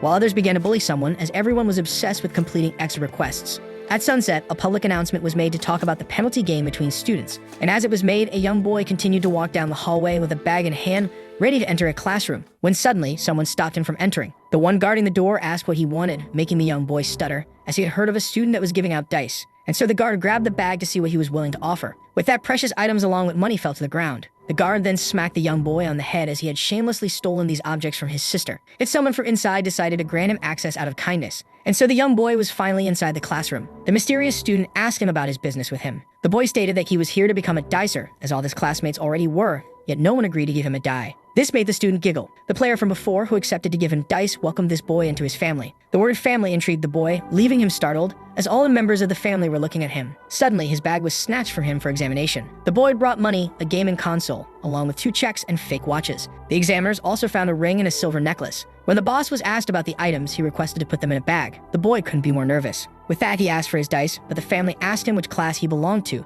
which he responded, Class 5. The boss asked the boy if all his classmates were really dicers, which he affirmed. When suddenly, the boss stood from his chair, grabbing the young boy by his collar, as he was, in fact, a liar. The family was fully aware that only a minority of Class 5 were dicers, which was why the boy wanted to get the dice early. Yet the boss, who released the boy, decided to give him a die before asking him what he would improve first. The boy wanted to become more handsome since he loathed being mocked for his teeth, and so the boss decided to give him a die, making the boy grateful. And so a red die was given. This detail didn't escape the boy, as he was well aware of it being unusable by others, and so he demanded a blue one. The boss claimed that this was a sign that the boy was now part of the family and that there was a chance of him betraying them once he obtained a blue die, which was why he had to prove himself in front of the family, according to him, which startled the player. As the boy signed the pledge, the boss asked about his little sister, stating that if he knew someone prettier, to bring her to him. The boy would have to do this or bring something valuable to pass his loyalty trial. With that, he exited the classroom. The dicer Eddie faced before asked about the boss's purpose for all this, to which he claimed that they could be beneficial, stating that he was giving them quests like X since multiple pawns increased his winning odds. The boss also mocked the boy's goal, wondering if he could actually satisfy those who wanted to be dicers. The next day, the sun shone brightly. A phone was held by its frustrated owner, as our hero didn't know how to climb the ranks, speculating that he needed more dice. Dante began to think. The quests became different after fulfilling a certain number of them. They also began to extend as the number of dicers increased. Dante was able to snatch some dice from students with his agility when suddenly a shouting voice was heard. It was the three girls who had suddenly become pretty. Our hero noticed that the quests were being quickly completed when a new one showed up. Dante was certain he would be able to reach the roof before everyone else. Meanwhile, the boy was feeling uneasy as he recalled the past events preventing him from obtaining a die, making him think about when he would really become a dicer. The boy expected to become a dicer early, yet now he had to bring a pretty girl to the family. He then stumbled upon someone carrying a pile of books, and so he apologized for unintentionally knocking over the book carrier. With that, he checked on her. Yeonju affirmed that no harm was done. The boy then discovered that the girl was transporting the books to the chorus classroom before anyone arrived. After hearing this, the boy decided to assist her. Even though she tried to decline, he snatched the pile from her, stating that a man should carry them. And so the boy headed to the chorus classroom with Yeonju, who grew a bit tense. Someone was running, finally reaching the top of the stairs.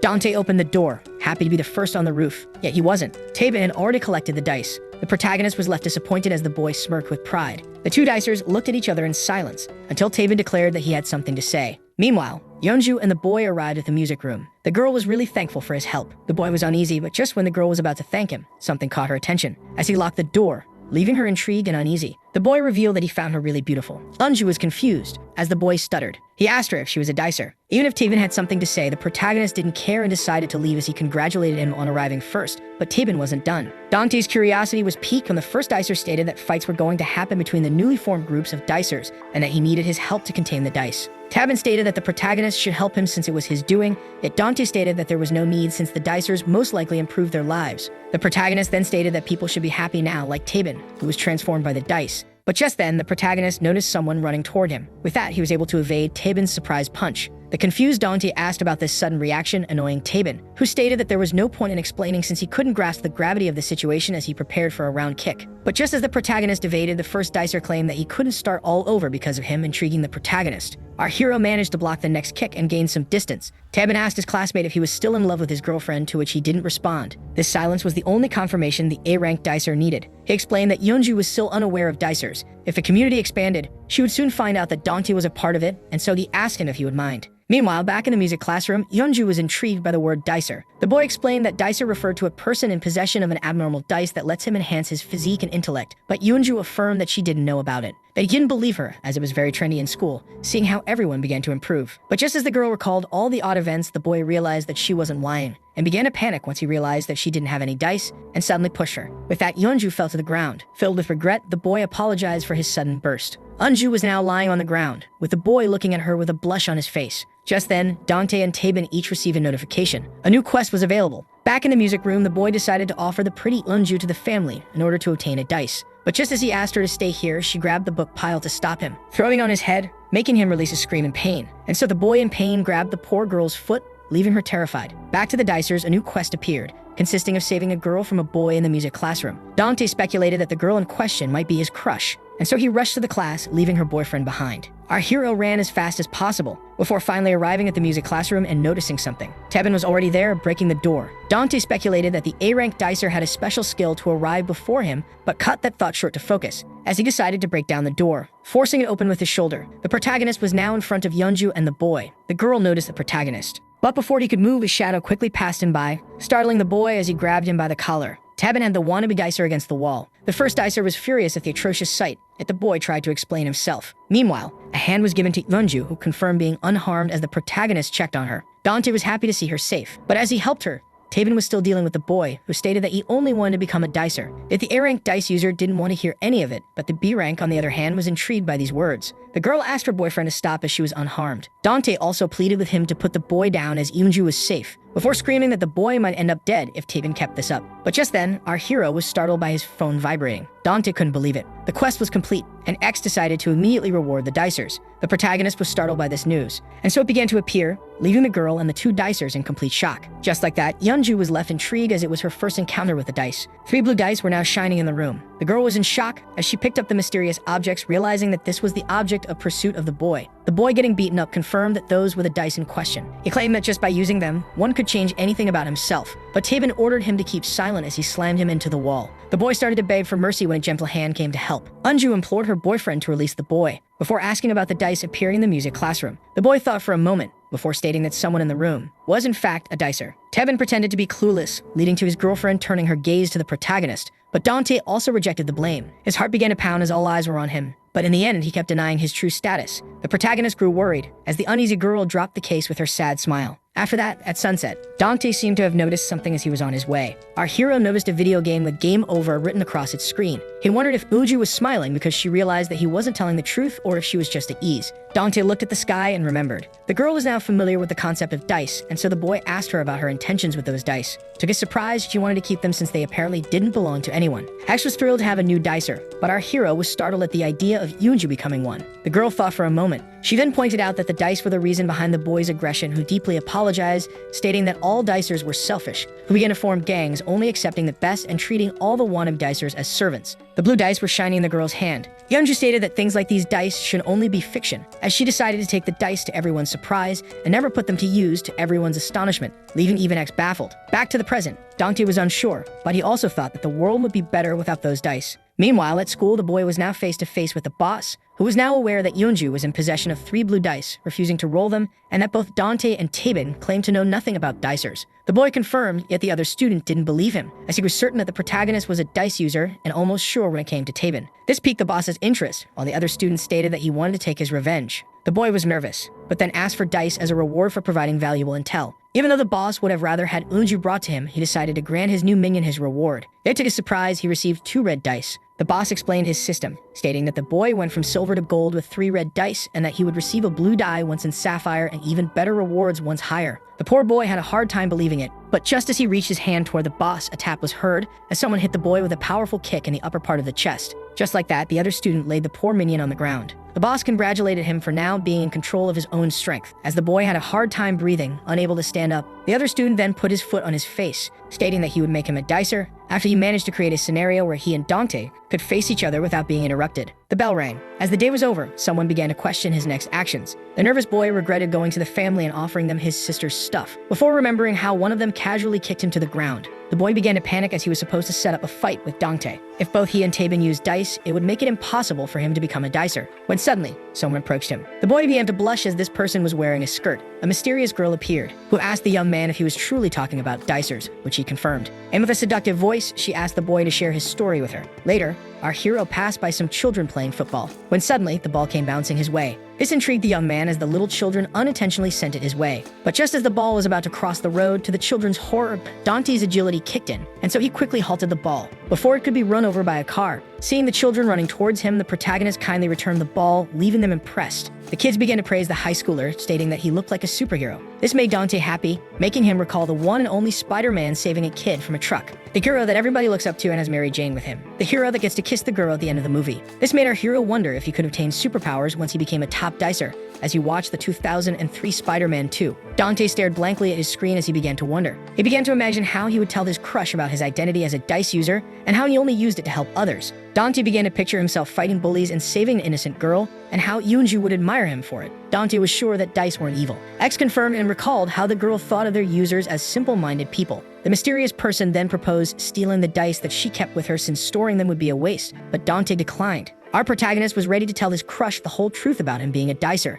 and how his late friend's departure caused more of them to appear. X was looking forward to it. The next morning at school, the students began to discuss how many of their classmates were absent, either hurt or trying to obtain dice, and how numerous guilds were being founded. So one of the students stated that he would greatly help whichever guild made him a dicer. Unju was listening to the babble about how a mysterious girl was giving dice for free to students, making her grow worried. Dante began to wonder about his crush's reaction once he revealed that he himself was a dicer. Despite being terrified, our hero was determined to tell her. But just as he started to stand from his desk, a random girl approached Yeonju and asked for some help to solve a problem, which she quickly agreed to. Dante watched from afar as they discussed it, and decided to talk to her another time. Later that day, he approached her but quickly backed down as he was too nervous, deciding to try once again at the break, leaving Eunju confused. Yet at that time, the girl was with some friends, which is why the protagonist decided to talk to her at the end of the day. Later on, the 5th period started, yet the teacher seemed confused, as too many students were absent from class 3 and asked the rest to focus as they were having stats next year, before stating how odd it was that everyone was becoming smarter and prettier. Stating how the students seemed tired from lunch, he decided to tell them a story. But when he proposed Pandora's box, the students refused as they were already familiar with this tale. Yeonju seemed preoccupied, and our hero was feeling down as he had to be careful in unveiling the truth. All who heard the story knew that this box, which was in fact a jar, was entrusted by Zeus, who stored the rest of his inventions in it for Pandora to protect. But the woman's curiosity got the best of her, allowing countless disasters to descend upon this world once she opened the said box. Our hero related this story to the dice and the current events. But just then, Dante's phone began to vibrate as the teacher was explaining. The protagonist grew nervous since his phone was louder than usual. But just then, our hero realized something about the sound. To Dante's surprise, his phone wasn't the only one vibrating. Many of his classmates also received a notification at the same time. The protagonist was shocked as a quest could be distributed, but never on such a large scale. A new quest was available. Despite being hesitant, our hero decided to accept the new challenge. The new quest had Eunju as its target. The dicers had until Saturday's sunset to rip off the poor girl's clothes, humiliate her, take her dice, and take a revolting picture of her. Dante was left in disbelief in front of this crazy new quest. Our hero felt alarmed to see his crush being the target, so he quickly turned his gaze towards the girl who seemed confused. The teacher was annoyed since his course was interrupted by the students' phones, accusing them of doing it on purpose. Yet the students didn't care and began to look at the clueless Yeonju with mischievous eyes, gossiping about her being the target. So the girl with the glasses rushed to shush them, making them realize that she was no dicer. And so the students asked the teacher to continue Pandora's story. Meanwhile, the boss of the family was thrilled by such a quest involving such a gorgeous student, and with that decided to attack as soon as possible. At the same time, his henchman with a bowl cut grew angry as he speculated that Dante would also be participating. The 3 girls were also looking forward to this quest as they weren't fond of the chorus girl, and so they decided to eliminate their competition to assert their reign over the school. A little bit further, the mysterious girl also received the Eunju quest, and was also pretty amused by this shameless quest. All the dicers were discussing this quest with excitement, but meanwhile, on the rooftop, Dante screamed at X to cancel this quest, yet he coldly refused. The protagonist affirmed that Yeonju, who didn't know about the dice, was innocent and ignorant of their rules. But X affirmed that this quest had the sole purpose of satisfying his amusement regardless of the rules since he was the one in control, before teasing the protagonist about having a crush on the target. And so Dante claimed with a determined scream that he would make sure to protect the chorus girl to the very end. Meanwhile, in the hallway, 2 boys noticed Yeonju and realized that she was clueless about the situation, making them opt to ambush her later on since they had plenty of time. Yeonju heard them as they talked about making a plan the next day since it was Saturday, leaving her uneasy. Dante was determined to shield her from harm until the quest was removed once the timer reached 0. But X questioned Dante if he truly thought himself capable of stopping all the dicers alone, and so he decided to give him a unique custom quest. And so our hero received the quest of protecting the target until the end. Dante was shocked by this quest and even more intrigued by the prize, which was a mysterious die with question marks as faces. At the end of the day, Yeonju expressed how odd she felt today as strangers' eyes followed her everywhere to her boyfriend. Hearing this, Taven proposed taking her to a faraway amusement park on Saturday, but the girl declined, stating that she had to practice at school tomorrow. With that, the first dicer stated that he would be observing Saturday's practice in that case. Taven realized that it would be challenging to get his girlfriend out of the danger zone. Someone was flipping through the notebook looking for data about the mystery die. The notebook told about how red dice could be synchronized and how X, who enjoys observing chaos, gives tailor-made quests for all his dicers. Yet nothing was written about such a mysterious die. Not knowing what tomorrow would hold, our hero decided to keep 12 red dice with him to synchronize later. Our hero related this situation to Pandora's box, which was closed too late despite Pandora acting immediately. Dante then wondered how Hope was the only one left in the jar and how it was stuck with all the disasters in the first place. The next day, Yeonju affirmed to her friend on the phone that she was on her way to the auditorium, while the girl told her to hurry amid the pressure of the 3 dicers. At the same time, the family was also preparing its move. But as the game started, they weren't the only ones in a hurry, as Dante rushed to protect his beloved and start his accursed Saturday. With that, our hero made his way to Yeonju. X then decided to give him data about the quest. According to him, the quest started shortly after 5:30 in the morning and ended at 19:48 in the afternoon, making the quest 14 hours and 17 minutes long. The protagonist would have to fend off all dicers who were tasked with assaulting the girl in question. X wondered about the situation's outcome. This entity was excited for the upcoming result. Yeonju opened the door and took one look. The girl seemed shocked. At the same time, our rushing hero stopped mid-run as he stumbled upon a group of beaten-up teenagers lying on the ground. From the looks of it, Dante realized that they were also dice users and speculated that the A-rank dicer was the one to put them in such a state. Meanwhile, Yeonju seemed shocked to see her boyfriend waiting for her outside, wanting to go to school with her. But the girl noticed a few bruises on his hand. Yet Taben reassured her that he just hurt himself while exercising, and so they went on their way as Dante arrived at the scene. Our hero watched them as they went away. Taben, who noticed him, told Dante to go away with one look of his eyes, leaving him annoyed. But since the dicers he had just taken out were just beginners, Taebin shouldn't inflate his ego as Yeonju was at risk. Later on at school, Yeonju noticed that everyone who greeted them arrived early. Yet the present students were the only ones attending today, as it was Saturday, and with that, they decided to repeat with what they had. Some of the spectators recognized the protagonist and asked him if he came here to watch the cute girls, which he denied. And since the piano player wasn't available, a female student went to replace him. This girl, whom both Dante and Taebin recognized as a dicer, presented herself as Miju from class 2. And after Miju introduced herself to Yeonju, who she seemed to know only by fame, the students started the rehearsal. With that, the auditorium was filled with the piano tunes. Most of the seats were left empty. Taebin admired his girlfriend on stage, but Dante was enchanted by his beloved's performance. Yeonju then noticed and waved to the shy boy, who immediately waved back with excitement. It was almost 11 a.m., marking the 6th hour of the quest. The call made our hero speculate that he exaggerated the dicer's desperation to get dice. But then Taebin approached our hero and stated that his presence wasn't necessary since he could guarantee the girl's safety by himself, before stating that it seemed like the dice users must not be as interested as they were before. Dante began to take this into consideration, but little did he know that he was being watched from afar. The boss of the family stated that the first 2 dicers were shielding the girl as expected, and with that, he informed his minion to start the plan very soon. Dante felt uneasy as if he could feel eyes on him. But just then, he noticed something wrong with the lights. He was left in awe as the projectors began to move. Dante couldn't believe his eyes, while Yeonju was left clueless about the upcoming disaster. Taebin hurried towards the exit and was unable to open the door. He was left confused as the exit was locked. The protagonist was astonished as the lights began to fall off, making Miju smile in secret.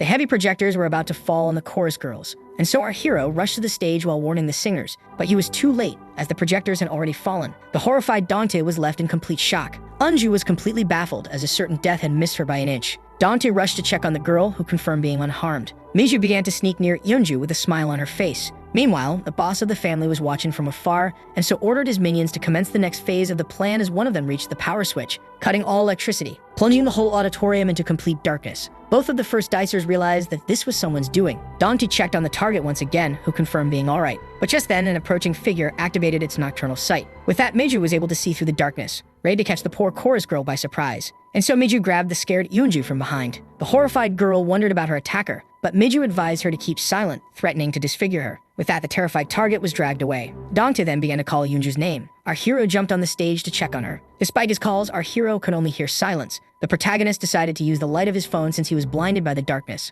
With that, our hero resumed his search, but his flashlight was too weak, forcing him to use his dice. And so he informed X, who stated that our hero had 12 active red dice. X confirmed that the young man had rolled a total of 12 dice. With that, Dante decided to use 10 of his 44 skill points to acquire the skill Night Vision. And so began the synchronization, improving our hero's eyes. At the end of the process, our hero was left with 34 skill points and improved vision, allowing him to identify his surroundings without any light. But just then, he noticed that his beloved was nowhere to be found. Our hero realized that Miju was the one who kidnapped Yeonju before noticing drag marks on the ground. And so the protagonist rushed to save her. Our hero was finally met by some light as he rushed to Yeonju's rescue. He then began to recall his dead friend's words while running. As he remembered the boy's phenomenal left arm, he recalled how he stated that dicers could acquire unnatural powers unreachable by normal humans. Dante began to wonder if his enhanced skills could already be considered supernatural gifts. He was left confused as to whether he had already surpassed human capabilities or not, but he was at least sure that all dicers were far superior to regular humans. Dante began to wonder what would happen next, but just then, he noticed a figure harming another while dragging it, when suddenly someone waiting for him ambushed him with a kick. But Dante managed to evade the blow. The boy, who barely evaded the damage, was surprised by his attacker, who immediately struck another quick attack, aiming for the hero's legs, who quickly jumped out of the way. As he gained some distance, the protagonist took a good look at the ambusher. Dante was baffled as he seemed to recognize his attacker. Meanwhile, back at the auditorium, the dicers confirmed the success of this phase of the plan, while Taebin realized that his girlfriend was kidnapped and Dante went to pursue the kidnappers.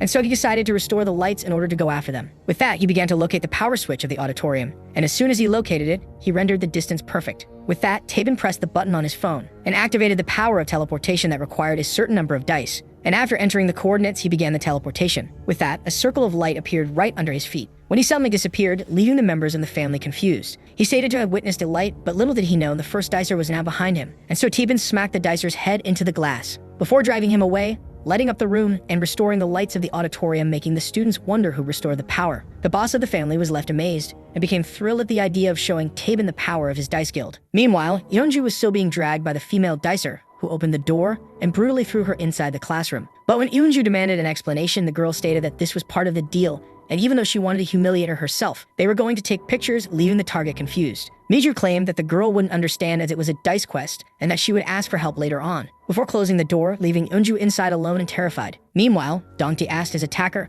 who would be recognized from their encounter at the funeral, to clear the way. But the dicer stated that this wasn't their first interaction and that they had old matters to settle. Meanwhile, in the dark classroom where Yeonju was locked, the girl began to look at something shiny as she began to think about this situation with the 3 blue dice in her hand. The students were intrigued as a mysterious person restored the lights in the electric room. With that being settled, Taebin went on his way. But just as he went down the stairs, the first dicer heard an odd noise. Taebin was surprised since the auditorium was filled with students, all looking at him and looking for problems. These malevolent intentions coming from them scared the poor chorus girl. The boss of the family greeted the first dicer and stated that this was Taebin's first encounter with him and his guild. But to the boss's surprise, Taebin's face was decorated with a smile. The young man only had 9 skill points left, so he decided to save his dice for later and deal with the problem on his own. But just then, one of the dicers attacked Taebin, trying to take him by surprise. Yet the boy dodged the punch with terrifying ease, before counterattacking with a kick to the face, knocking his opponent to the ground, leaving all the other dicers astonished and petrified. With that, he decided to entertain himself with this dice guild. Meanwhile, Dongtae asked his attacker, who claimed to have met him before the funeral, if he was also here for the chorus girl. But the attacker affirmed that he was only here for him,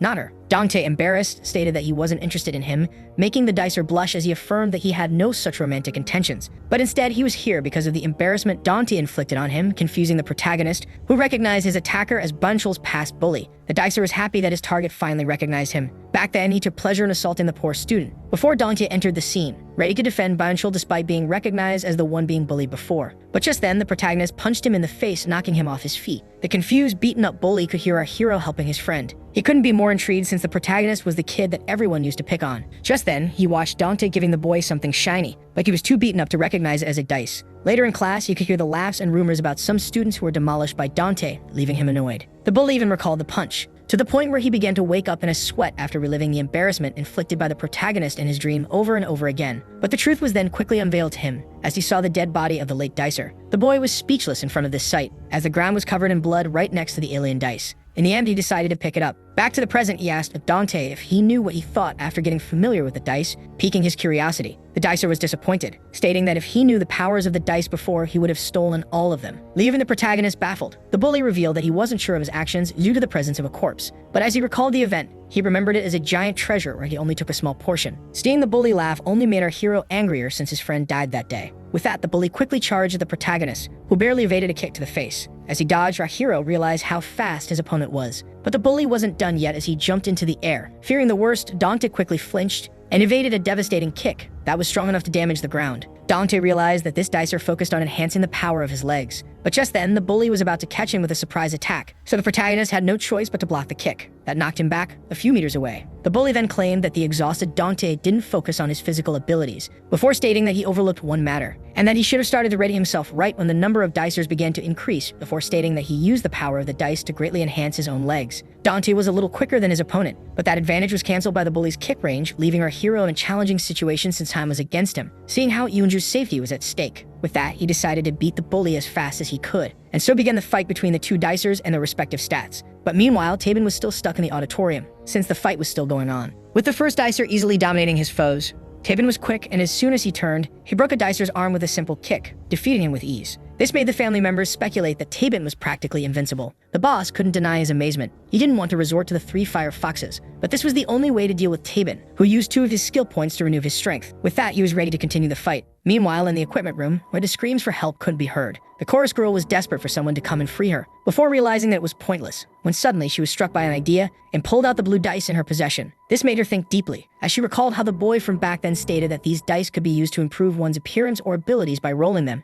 and how the one that trapped her claimed that there was no point in explaining since non-dicers wouldn't understand. Hyunju stared at the dice. Her blue eyes were greatly focused on the blue dice in her hand. But just then, the door was opened, startling the poor girl. A mysterious boy had found Yoonju, who was imprisoned in the equipment room. Meanwhile, Dongtae was still fighting, evading the first kick directed at his face, and the second aiming for his feet, before regaining some distance. The bully was annoyed by the protagonist who wouldn't face him directly. With that, our hero wondered if he had no other choice but to use his 34 points left in order to beat the bully. Meanwhile, in the auditorium where Taebin was still facing the family, some of the dicers were hidden, searching for the right opportunity. One of the dicers of the families grew too, hiding outside in the hallway, wondered if the prize was worth the risk, and so another affirmed that it was. He then pulled out his phone and explained that the quests were accomplished for each insult and each picture, before adding that they could turn to harassing her in order to earn a generous amount of dice. One of them asked if they could harm her in an intimate way, so the dicer explained that this privilege belonged to the boss, making the boss look like a lustful man. But just then, a loud slam was heard, making them wonder if they would be engaging soon. Two of the dicers began to discuss their plan with the dice, so one claimed that he would use them for his height while the other wanted to assure his enrollment into college.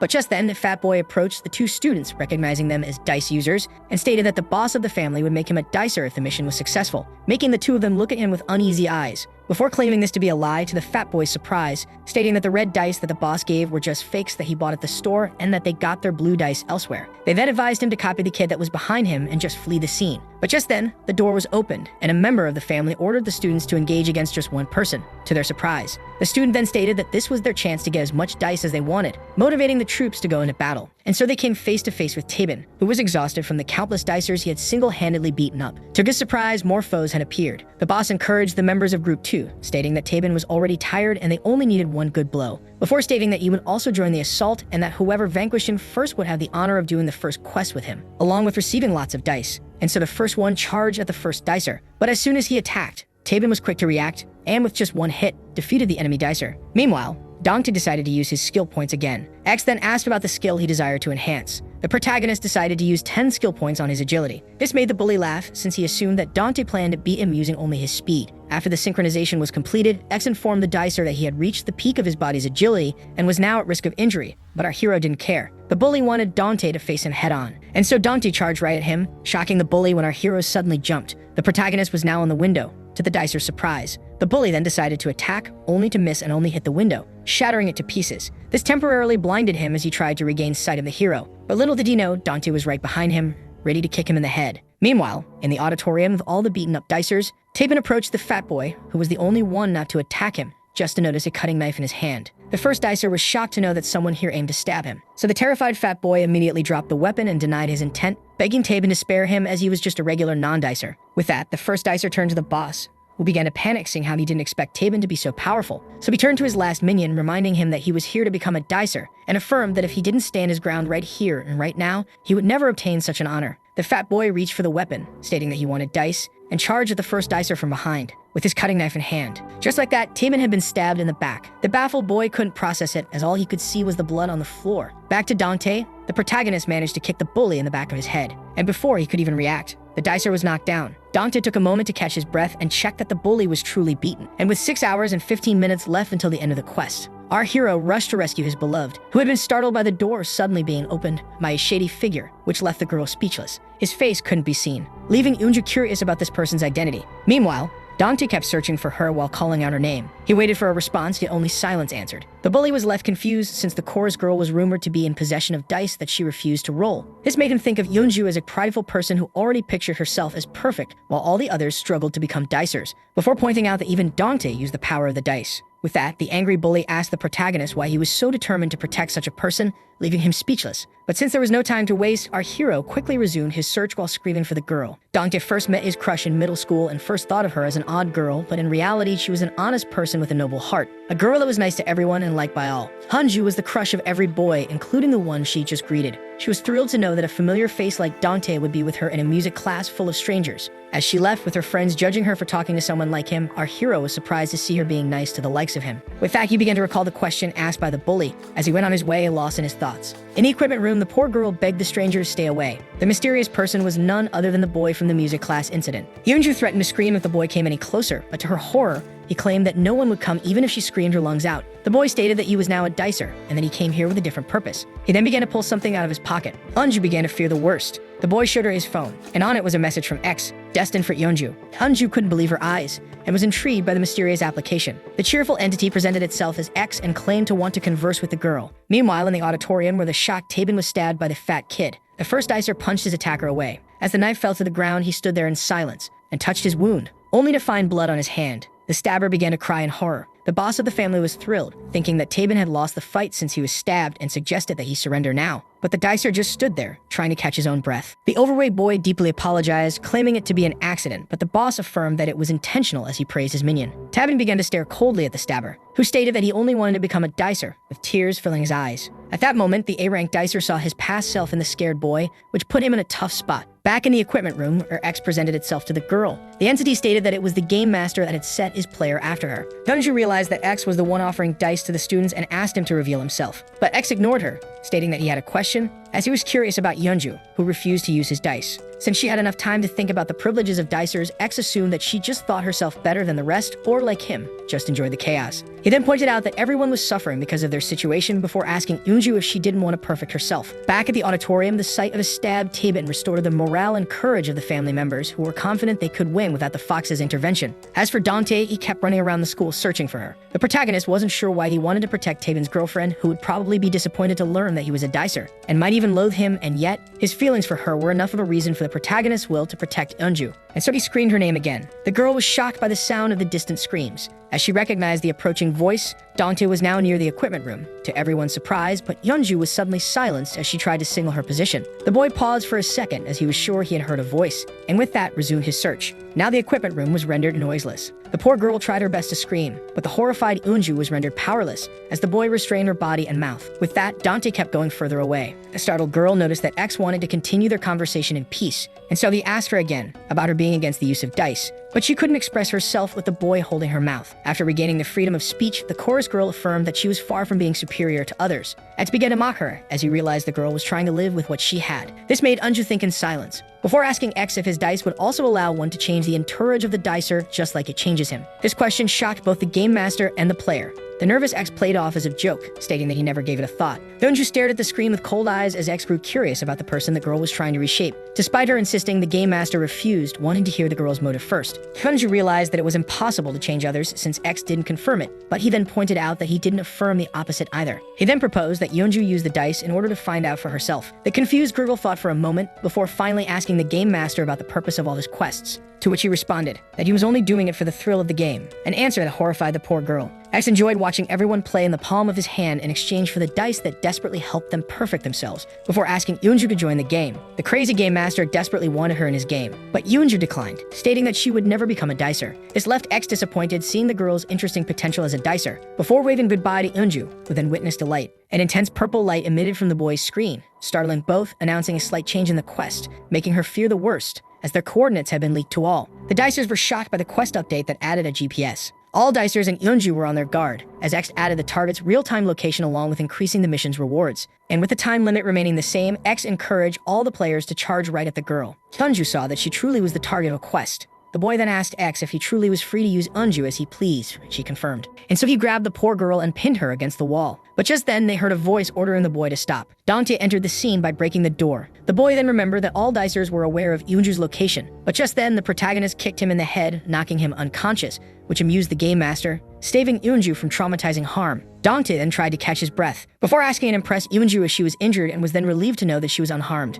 But before she could ask him how he found her so quickly, our hero grabbed her hand, stating that he would explain later as they headed towards the door. But just as they exited the room, approaching footsteps could be heard. Dante noticed it and immediately changed their direction. Yeonju was left impressed by her savior, but just then, he stumbled upon a bunch of dicers on the stairs who were all desperate to get their hands on the target, which thrilled X, who compared the situation to a good zombie movie. Seeing how the target was no longer locked in one spot, the dicers stated that the family boss's plan was now rendered useless. With that, they all went to pursue Yeonju, leaving Taebin alone with the boss. Dante only had to guarantee the girl's safety for less than 2 hours and a half, but all the dicers were after them, so an amused X advised them to accelerate in order to survive. Yet the game master was intrigued as the young man was headed to the roof when an immense crowd was after him. And after arriving, our hero quickly blocked the door, which surprised X. It was almost sunset. Dante assumed that they still had time before the dicers arrived and asked Yeonju to help him block the door. But just then, something caught our hero's attention. The girl had something to say, and after gathering her courage, she asked the protagonist if he was, in fact, a dice user. But just then, the countless dicers realized that the target was hiding on the roof, while Dante was left shocked by this sudden question. Yeonju wanted to know if her friend was, in fact, a dicer. But just as she was about to insist, the dicers suddenly arrived and ordered them to open the door. Both of them felt alarmed,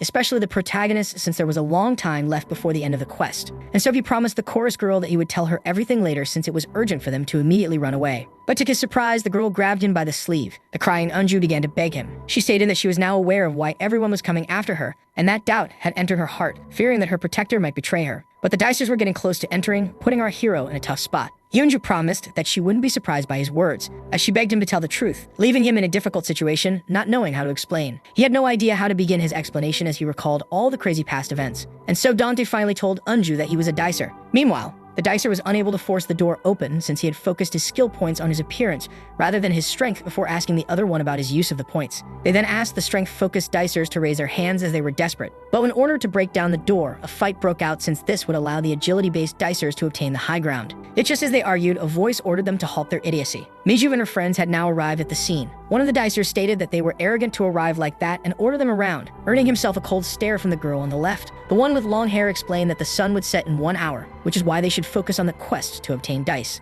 At the same time, on the now silenced rooftop, telling the truth to Yeonju made the atmosphere awkward between them. Yeonju then asked him if he was also trying to humiliate her, but Dante denied it, almost confessing his feelings by mistake. The girl wanted to know if the protagonist was tangled in the mission, but just as he was about to deny it, he remembered the special quest given to him by X, making him stand there in silence, when suddenly the door was broken and fell down. Things were getting worse for Dante and Yeonju. Meanwhile, in the auditorium, the boss of the family was wondering where the error in his strategy was, as it had miserably failed. Tabin stated that the boss was betrayed by his manpower and asked if there were any more foes for him to fight, before turning to the terrified fat boy, who should be his last opponent. And so the first dicer went on his way, ignoring the scared boy and the family boss, who ordered him to stay still. The boss of the Dice family was offended by Tabin ignoring him, but the young man continued on his way regardless. This annoyed the boss, who charged at Tabin, but the first dicer quickly grabbed the arm of his attacker, refusing to free him. Tabin then managed to punch the beginner dicer with monstrous strength, sending him flying across the room. The boss was impressed by such power, yet claimed that since he had focused his skill points on endurance, such attacks were pointless against him. And so Tabin clenched his fist and gave his opponent a dark death glare. This terrified the boss of the family, who immediately pretended to faint on the spot. And so the stabbed Tabin went on his way. He was slowly walking towards his destination as blood dripped. Seeing how Tabin was making great effort, X asked him if he wanted to protect Yeonju or if he had another reason. The boy claimed that the number of rankers would rise if he didn't intervene, repeating the same scenario for him. The game master wondered if he could truly stop this outcome. X then told Tabin to stop hiding and go play with the older dicers without worrying,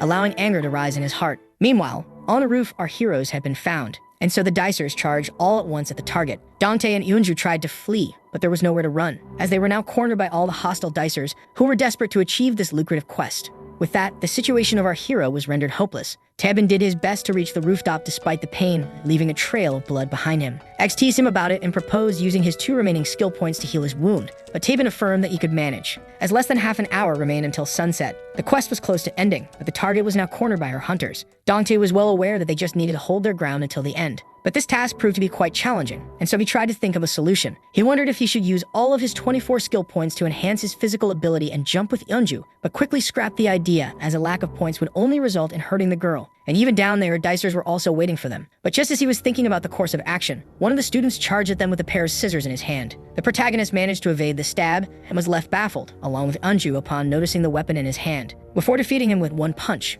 making him drop the pair of scissors at the feet of another dicer. But just as he was about to pick it up, Dante implored him not to. The protagonist stated that he would beat up anyone who approached them, making the dicers freeze in place before pushing one of their own to the front. The students then stated that since Dante was a dicer like them, he must help them achieve the quest instead of shielding her. The protagonist stated that it was wrong of them to entangle regular people like her in their affairs as dicers. But the dicers didn't care about his sense of righteousness and speculated that Yeonju had promised him something in exchange for protection. Dante then reassured the target that they only had to hold on until sunset marked the end of the quest, leaving the girl speechless. Not sure what to do, the students pulled out their phones in order to take humiliating pictures as requested by X. And so both of them were bombarded by the photo flashes, making our hero grow worried. The amused game master then informed them that these pictures weren't humiliating enough. This made the dicers discuss their next action among themselves. And so one of the 3 girls claimed that they had to hurt Yeonju and strip her down as she and her friends stepped forward. She then picked up the scissors, stating that she was aware that Dante's threat only aimed to buy time. With that, she challenged the protagonist to hold out as long as he could against them. While Miju increased her vision, the girl holding the pair of scissors specialized in agility, while the third one focused on her strength. Yet Dante was determined to stand his ground in front of the 3 dicers, and so the girl charged at him, but the protagonist was ready for it. The girl was fast, but just as she was about to stab the young man, a voice begged them to stop, making him turn around. Yeonju threatened to jump from the roof if they didn't halt their fighting. All those present at the scene were shocked by her actions, as she stated that once she jumped, the quest would be impossible to fulfill. Even X was surprised, but when Dante tried to reason with her, he began to speculate that this was a way to buy some time. But when he tried to get her down, Yeonju ordered him not to approach her. The girl even threatened to jump if her protector came closer. Her attackers tried to reason with her, stating that they only wanted dice. Yeonju pointed out that all of them had begun to act strangely and related their actions to their desire for dice. Yeonju recognized some acquaintances in the crowd despite how some of their faces were modified, before asking them if the ability to transform themselves was really worth the peaceful friendship they had. But the Dicers affirmed that since Eunju was blessed with beauty at birth, she couldn't comprehend their desire for dice. She then tried to guilt them by asking if it was acceptable to assault someone in order to obtain dice. Just then, Taben arrived at the roof. Seeing how the other Dicers were reasoning with her logic, the speed-specialized female Dicer grew extremely frustrated, and so she charged at the target, armed with her scissors, not wanting to hear another word from her. Seeing this, Dante resorted to his super speed while Taben used teleportation, yet it was too late. Despite their best efforts, the pair of scissors had reached the poor chorus girl, making her trip from the rooftop. Eunju was left in complete shock with her ripped clothes, as she felt what seemed a certain death to everyone's horror. Even though Dante and Taben managed to prevent a severe injury, the damage was already done. As Eunju began to fall, our hero quickly noticed the desperate girl, and immediately rushed to her using his super speed, and with that grabbed her by the hand, saving his beloved from a certain fall. Dante was using all his strength to prevent her from slipping. Taben watched as the protagonist lifted his girlfriend up. The girl was left confused since the first Dicer appeared out of nowhere. The young man used his last 2 skill points to teleport himself a distance of 20 meters, and after some effort, the chorus girl was rendered out of danger. But just then, something shocking caught the protagonist's attention. As Yunju's back was already injured, Dante decided to check, seeing the cut on her body while wondering about the quest's outcome, making the female Dicer giggle. She finally burst out laughing and asked X to send her the dices since she managed to injure the target, which he denied. After some analysis, the game master realized that only the clothes were damaged, but their wearer was left unharmed, confusing the girl who clearly saw the injury. X then revealed that the cut was already on her back, which confused all the students, until they realized that this injury was in fact a scar, leaving the embarrassed Eunju lost for words. And so Dante immediately took off his jacket and put it around the chorus girl, leaving her baffled by such a chivalrous display. The shy boy then began to scold her with a blush on his face, stating that what she did was reckless, and that they only needed to last a bit longer as he and Taben shielded her. With that, he turned to the boy in question, and stated that he was also trying to protect Eunju, seeing how he wasn't trying to harm her, which he indirectly confirmed. And while the target was wondering when her boyfriend appeared, Dante considered it settled. With that, he proposed to make a truce with Taben until the end of this quest. Sunset was now close. With a little less than 8 minutes until the end of the mission, the female Dicer ordered them to attack together. And so the Dicers charged at them all at once. Dante opened the festivities with a kick, knocking the scissors out of the Dicer's hand. Taben easily dodged an incoming punch before counterattacking. It was now the strength-specialized female Dicer's turn to attack. The protagonist barely dodged her punch that ended up breaking the ground. He then did his best to block an incoming kick, and with 5 minutes left, the Dicers began to rush toward Eunju. They all urged to complete this mission, including the boss of the family, who was determined to complete it no matter what. But while all the Dicers were charging at the target, the mysterious girl just stood there in silence and watched, as Dante and Taben held their ground. But just when the boss of the family was about to reach the roof, she suddenly kicked him in the guts, knocking him back, making him and many other students fall on the stairs. The Dicers didn't have time to see their attacker's face, who just stood there in silence. Dante struggled to repel all the Dicers as only a minute was left, but just then he noticed. The sun was almost out of sight, and with it completely disappearing, the timer reached 0, marking the end of this quest and failure. X then notified all the attackers that they were unable to succeed, before cheering him up by stating that many more quests were on their way. The Dicers were disgusted by their failure, unable to accept their defeat. Dante was glad that Eunju was safe until the end, while Taben tried to catch his breath. Eunju was relieved when suddenly, to her surprise, the phones began to vibrate. She then turned to the protagonist, asking him why his screen said that the quest was successful. Our hero couldn't believe his eyes, as he managed to complete his special quest, earning himself the mystery dice. Suddenly, a beam of golden light appeared next to the protagonist, right in front of everyone. Dante couldn't believe his eyes, as he was holding his prize in his hand, the dice with question mark faces. This dice was special and still alien to our hero. If the blue dice allowed one to enhance his abilities, the next level should logically grant the user power beyond human limits. This seems silly to the protagonist, who just read it in Byung-chul's notebook, but now it was in his hand. Dante was baffled by this new golden dice, making all the Dicers jealous as he was the only one to get a dice, and a special one at that. They were furious upon seeing Dante getting a dice despite the quest being a failure. The Dicers began to speculate that Dante was, in fact, on a quest of his own, making the mysterious girl wonder about it. In the end, they all saw him as an immoral Dicer like them instead of a shining savior. Our hero was left speechless in front of these accusations. But when Eunju demanded an explanation, Dante demanded everything, but lacked the words to explain himself. As the malice of the Dicers began to rise, it caught Taben's attention. At that moment, the protagonist wanted to affirm that he only wanted her safety, yet he couldn't utter a single word. Just then, Taben fell to his knees. Eunju went to check on him, only to find her boyfriend bleeding. The girl began to panic as she wondered what she should do to help him. Just then, the two Dicers made eye contact. Taben tried to warn the protagonist about using the golden dice, yet he couldn't hear a word he said. Eunju was then startled by Dante, who approached them. The poor girl tried to explain herself to the shocked protagonist, but he already understood it all, when a shadow quickly approached him from behind. Suddenly, Dante found himself getting smacked in the back of his head with a chair. The enemy dicers charged at the poor boy as he fell to the ground. The thrilled boss of the family began to laugh as they finally had an opportunity to take down the protagonist. With that, he looked at Tabin, who could barely stand on his feet, ready to finish what was started in the auditorium. At first, the protagonist speculated that the dice would bring people happiness, since everyone wanted to be better in every way, but now he began to regret his choices. The dicers then charged at the poor girl, ready to strip her of her dice despite it already being sunset. All charged at the chorus girl as they were desperate for the self-changing dice. The weakened Tabin could no longer fight, to Yoonju's horror. But the dicers stated that she should worry about herself as they affirmed that they were going to take her dice in any way, with or without her cooperation. Yeonju then ran to the edge, making them think that she was about to jump, and so they went after her as she was trying to escape. Eunju was now once again cornered by the thirsty dicers, who quickly grabbed her. At that moment, Dante grew angry as he witnessed his beloved being pulled against her will while being terrified. Seeing this, the hero punched his way out and dashed forward. As anger filled his eyes, he went to save Eunju. But in his rush, he accidentally dropped the golden dice. Just like that, the mysterious dice hit the ground before beginning to spin. As it turned red, odd symbols replaced the question marks on its 6 faces, and so the dice was activated, allowing our hero to level up and enlarge his skill tree as the synchronization was rendered complete. The special dice landed on a hourglass symbol. Dante rushed to rescue Eunju. In this moment of panic where our hero and his 24 remaining skill points obtained a new skill, the protagonist rushed to save her as the purple light appeared right behind him. X then asked him if he wanted to use his 24 skill points to enhance his new skill, and so the protagonist desperately screamed for them to stop. Just then, the power of the dice filled the area. Eunju's tears were frozen in the air as all the students were rendered motionless, to Dante's surprise. The young man was left baffled, as he had a hard time believing his own 2 eyes. Dante was left confused as he couldn't comprehend the situation. His jacket, along with the plane, was frozen in place, but just then, our hero noticed something odd on his phone. Despite also being frozen in time, a weird symbol appeared on his screen. The same hourglass symbol that was on the dice was now on his phone screen. With that, 6 new mysterious skills entered the play. All were frozen. The girl and her attackers,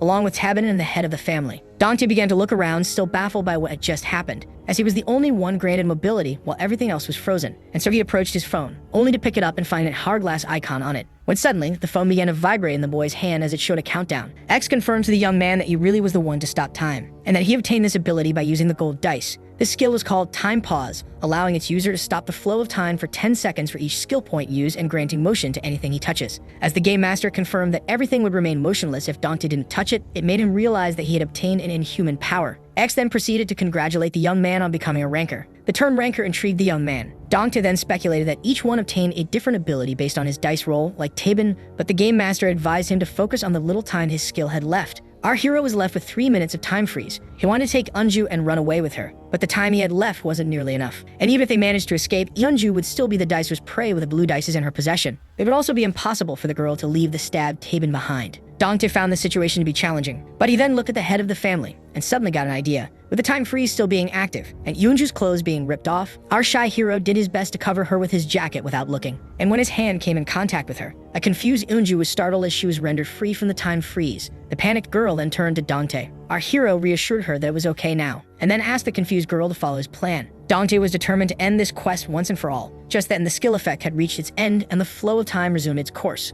And so the dicers who tried to grab Eunju fell down. All were confused as the girls suddenly disappeared. Then someone came to them and stated that they had failed the quest. Dante affirmed that they could never find Eunju no matter how hard they tried. But the dicers didn't believe him and ordered him to hand over his gold dice, so the young man claimed to submit to their demand if they could beat him in a fight. One of the dicers felt offended by Dante, who wanted to fight them all at once. But just as he was about to punch, the protagonist suddenly vanished, only to reappear behind them, which shocked the dicers who were left confused, and so they decided to charge at him from the sides and corner him. So the protagonist, who reappeared behind them once again, stated that they just couldn't, making them realize that he had obtained a superpower. X was amused as the new ranker was using his few remaining skill points on time freeze, which seemed like instant movement to the naked eye of those trapped in time. Tabin recognized the skill and began to think of how lucky Dante was to obtain such a skill, while the hidden Eunju watched in silence. She recalled how he told her to hide behind the door of the rooftop and was left intrigued about how he would finish it all. But just then, the boss of the family grabbed the protagonist from behind. He then ordered his men to attack Dante while he restrained him, yet our hero wasn't impressed.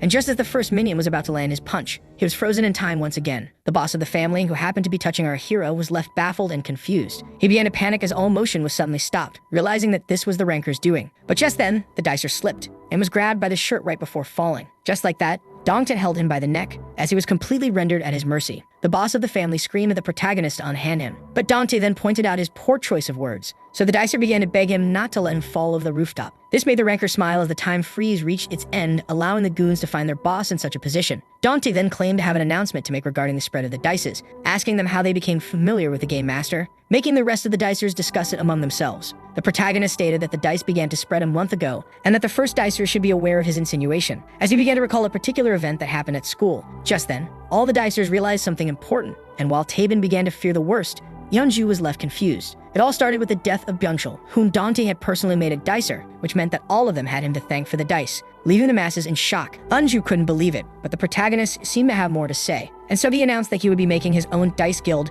different from the family and the likes of it. The girl couldn't believe it, as all that happened was Dante's fault. This left her at a loss for words, while Tabin and the others were by his group's idea. So Dante reaffirmed that he was going to create a group of dicers, and since this looked like a game, he opted to call it a guild, stating that it was open to all, before adding that he would do his best to provide them with data along with helping them with quests in order to help them rise to the title of ranker.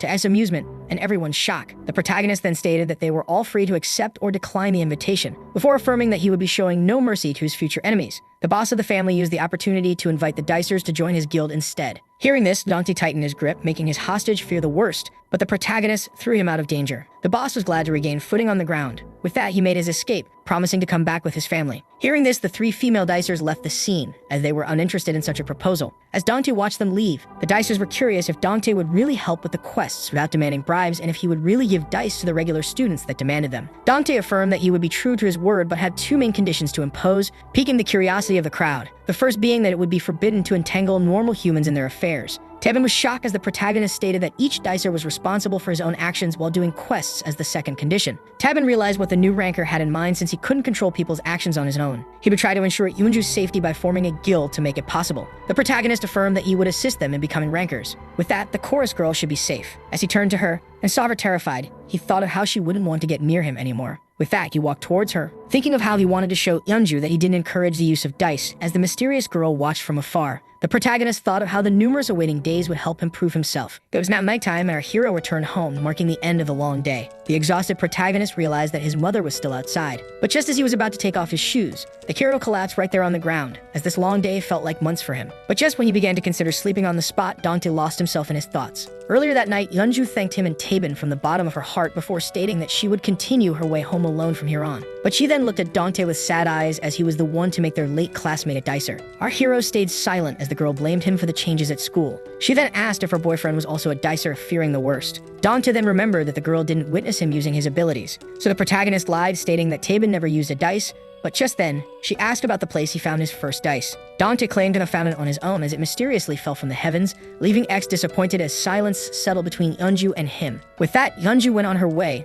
and as they watched her walk away, Tabin asked Dante if it wasn't pointless to hide the truth since it would be unveiled sooner or later. This left our protagonist silent. Tabin then decided to abort the crucial matter and asked the hero if he truly meant to form such a guild, which he confirmed, making Tabin reveal that they shared the same point of view, confusing the protagonist. But when Dante demanded an explanation, the A-rank dicer looked troubled, and as he walked away, Tabin asked the boy how he truly became a dicer before revealing that the dice never appeared out of thin air. In the end, Tabin revealed that he wasn't the first one to wield the dice, leaving Dante speechless and shocked. Back to the present, our hero was still lost in his thoughts, thinking about the one he stole the dice from, and what problems and issues he had to face until now. After this adventure, a new week had started, as all were glad to see Dante. Our hero was quickly surrounded by students and admirers that wanted to join his guild. The young man, embarrassed by the attention, asked them to calm down. But our hero was more concerned about Yeonju, who didn't even grace him with a look. But just then, more people began to gather around him, asking all sorts of questions, trying to get his attention, as well as asking him for dices. One of the students even suggested the idea of a uniform for all the guild members and suggested taking the fish imprinted on it as their logo,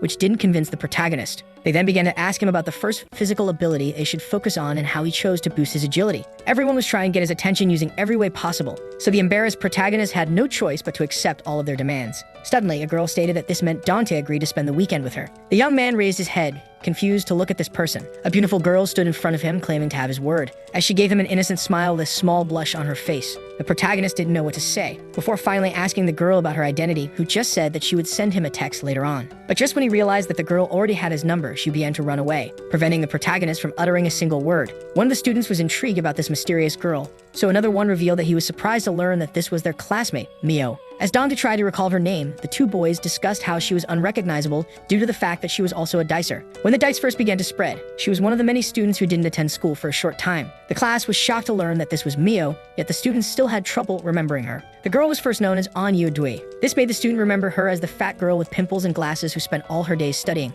rendering him shocked seeing how much she had changed, as she became totally unrecognizable. Dante recalled stumbling upon her once, as his classmates began to laugh when one of them revealed that he used to call her a pig. Mayo's classmates began to talk about how it was rather disappointing to know that the fat girl only became pretty by the power of the dice, as they compared her to an unused lottery ticket. But just then, one of them pointed out how celebrities resort to plastic surgery, and that they should salute her efforts, stating that it must have been challenging for her to change like that. They then began to discuss how she must have achieved lots of quests, and one of them revealed that he rarely received quests, pointing out how odd it was. The student, who was aware that multiple dicers could take on the same quest, turned to our hero and asked him if each dicer received quests unique to them, but the protagonist wasn't sure. This shocked him, as even the leader of the guild was unaware before asking him to lend him a dice if he ever got too many. After that, the day went on normally. Dante decided to ignore Mayo's text when it arrived in order to focus on his dice group. The bell finally rang. Our hero seemed startled as he stumbled upon Yeonju. Dante decided to greet her despite fearing the moment would be embarrassing. But to his surprise, the girl completely ignored him as she passed right by him.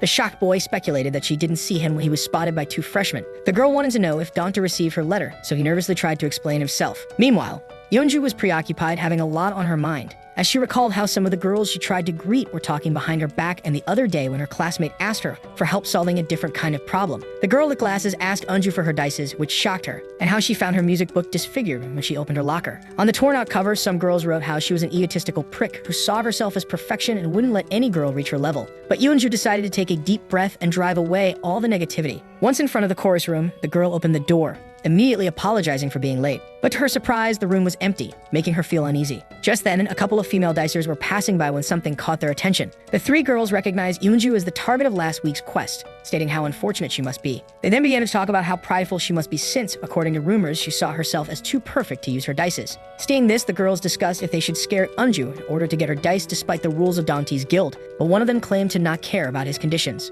Worried, Yeonju hopped on her phone and began to text Tabin about the music room being empty, to which he suggested that it must not be training day, but the girl doubted it since the competition was up ahead.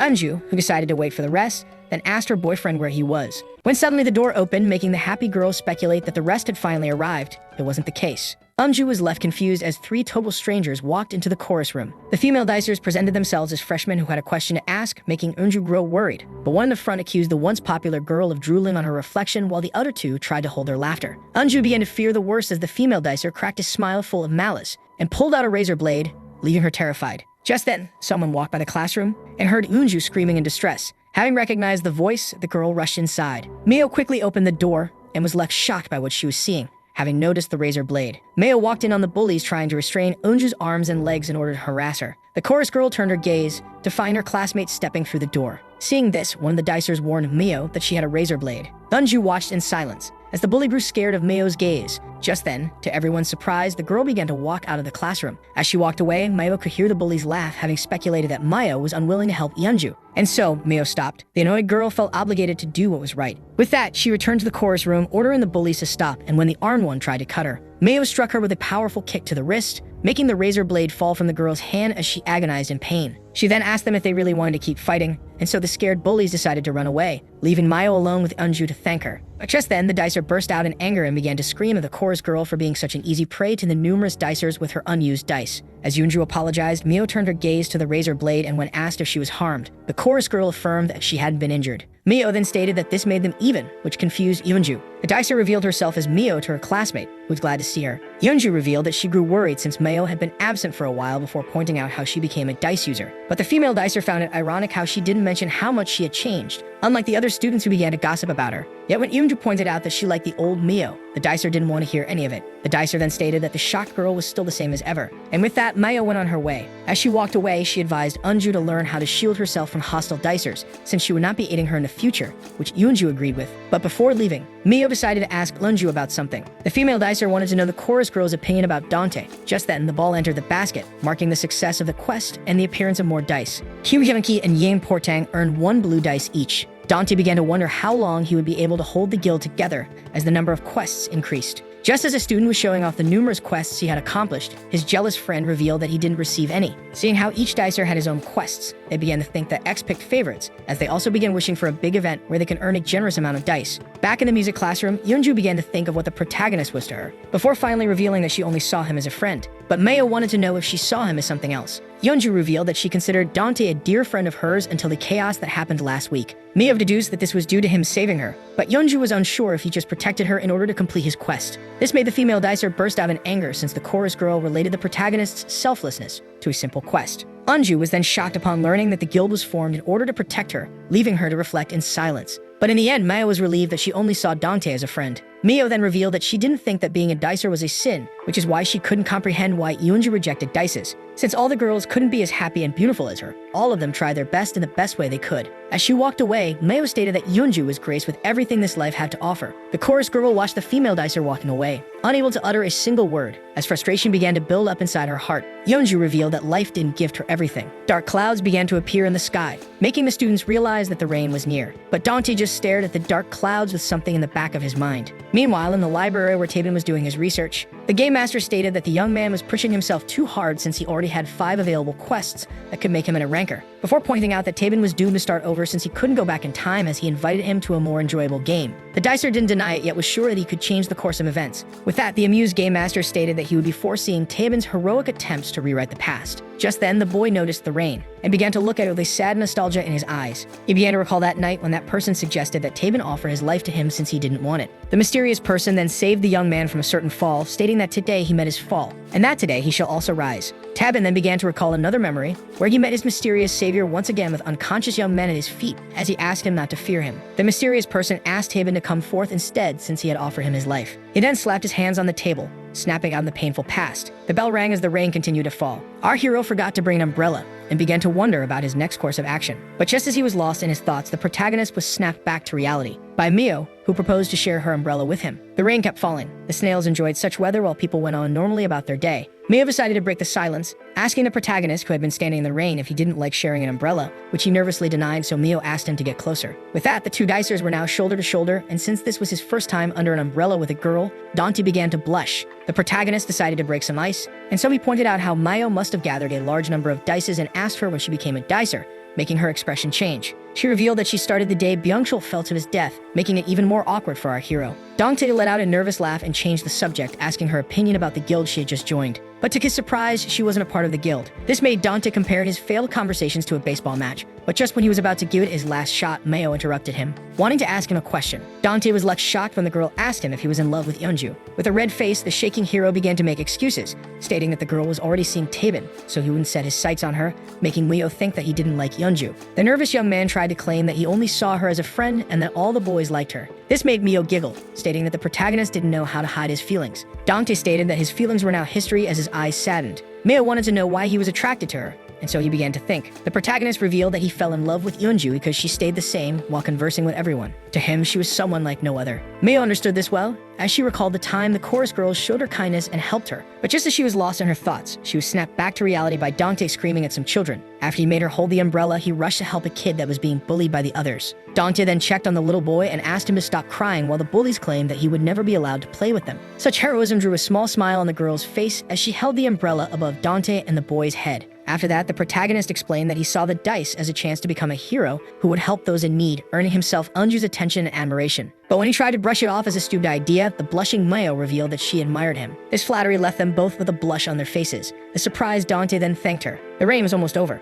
The protagonist thanked Mayo for the umbrella and stated that this was where they would part ways. Mio then shyly proposed to walk him home. Dante began to panic and with a face as red as a tomato, claimed that he would be home alone and that he lived in a bad neighborhood, so it might not be safe, making Mio misunderstand. The protagonist quickly tried to apologize. Mio then shyly proposed to walk him home and even suggested making dinner since she enjoyed cooking and knew that he was home alone, and with a blushing face. Just as he was about to accept her offer, the rain suddenly stopped. Our hero was surprised by the last droplet hitting his cheek. The rain had stopped and a cloudy blue sky roamed above their heads. Dante then noticed that the rain was gone, before bursting out in laughter, along with Mio, and so the girl closed her umbrella, stating that it was now useless and that she enjoyed spending time with Dante. To his surprise, this was also Mio's first time using an umbrella with a boy. This left our hero speechless. With that, he wished her to return home safely as she reminded him that he promised to hang out with her on the weekend, but just then, Mio remembered that Dante had asked her opinion about the guild, and after a short silence, she revealed that she couldn't comprehend the idea of referring to it as a type of utopia. This intrigued the young man, who watched her walk away, making him reflect on what she meant by utopia.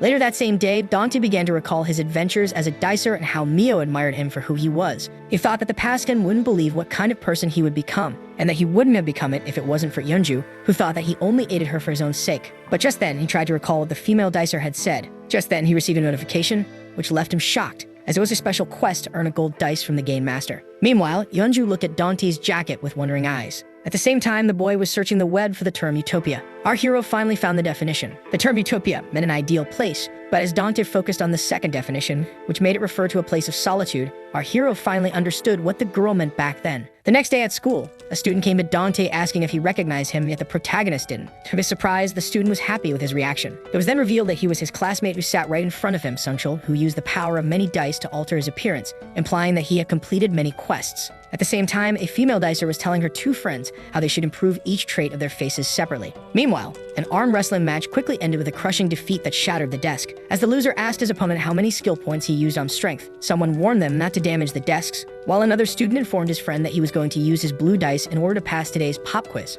and that he improved his luck to obtain better rolls. Most of those who attended this school used the power of the dice, which became the very foundation of their society. Yet Yeonju still refused to become a dicer, but the shy hero decided to settle this matter another time. After that, the students played a football match. Just then, one of them showed the tired Dante something on his phone. Sungchul began to ask about the gold dice and if it granted special abilities similar to Dante's power. The protagonist was shocked to see that there was a quest to earn the question mark dice. This made a crowd of dicers gather around the lucky boy in order to see it for themselves, yet Dante was more interested in the quest itself. Yet Sungchul became nervous and hesitated to unveil the requirements to the protagonist. This piqued the ranker's curiosity, but just then, a girl approached him. Dante was left shocked to find Yeonju behind him, demanding some of his time. The boy began to blush as he agreed. Mio bought 2 cans of soda, but while on her way, she noticed something that left her shocked. She immediately hid as she saw Dante and Yeonju alone, and began to peek. When Dante asked what she wanted, Yeonju stayed silent for a while, before handing him a bag which left him confused. Yeonju, who seemed to have something to say, gave him back his hoodie. Dante was then shocked when the chorus girl apologized for ignoring him recently before thanking him for protecting her last week. The girl then pointed out how he formed his guild to prevent such events from recurring, making him apologize,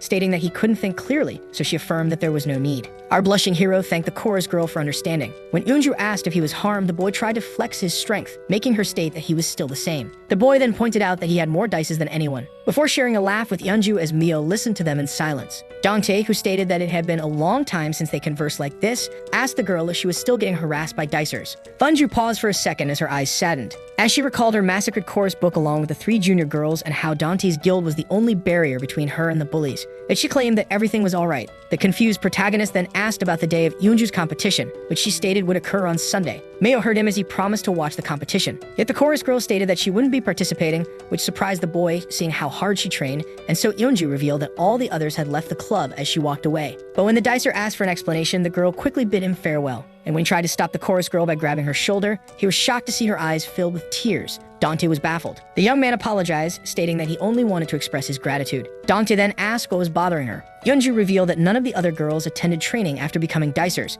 She was left lost as even her boyfriend began to change, wondering why it had to end like this. This made Mio reflect on her own thoughts. After that, the bell rang, marking the end of the break. The teacher commented on the strange weather and stated that the class should concentrate since the finals were near before asking them to open their books. Dante tried to focus in class, when suddenly a phone began to vibrate, which annoyed the teacher. From the multiple phones simultaneously going off, our hero realized that this must be a quest open to all. Mio opened her phone, wondering what the quest was about. The new quest was a race to the school grounds that promised dice to the first 20 students. Mio began to hesitate since this quest was occurring during class time, when suddenly a student stood up, asked for permission to use the restroom, and rushed outside before the teacher could utter a word. The class was then filled with the sound of moving chairs and desks, as the rest of the class rushed outside with all sorts of fake excuses. A teacher was left powerless as stopped the dashing students from exiting the classroom. Just like that, the classroom was filled with emptiness. Mio told Dante to come with her, yet the boy seemed in a state of panic. Tabin slowly passed by him without uttering a single word. When Mio stated that they were going to fail the quest, Dante asked her to go by herself, and she insisted on going with him. The girl was left confused as the young man stated that the situation was odd, as he didn't receive the collective race quest. Mio had a hard time believing it as Tabin slowly walked away. Dante's scream was rendered blank. Meanwhile, the students mindlessly raced to the school grounds.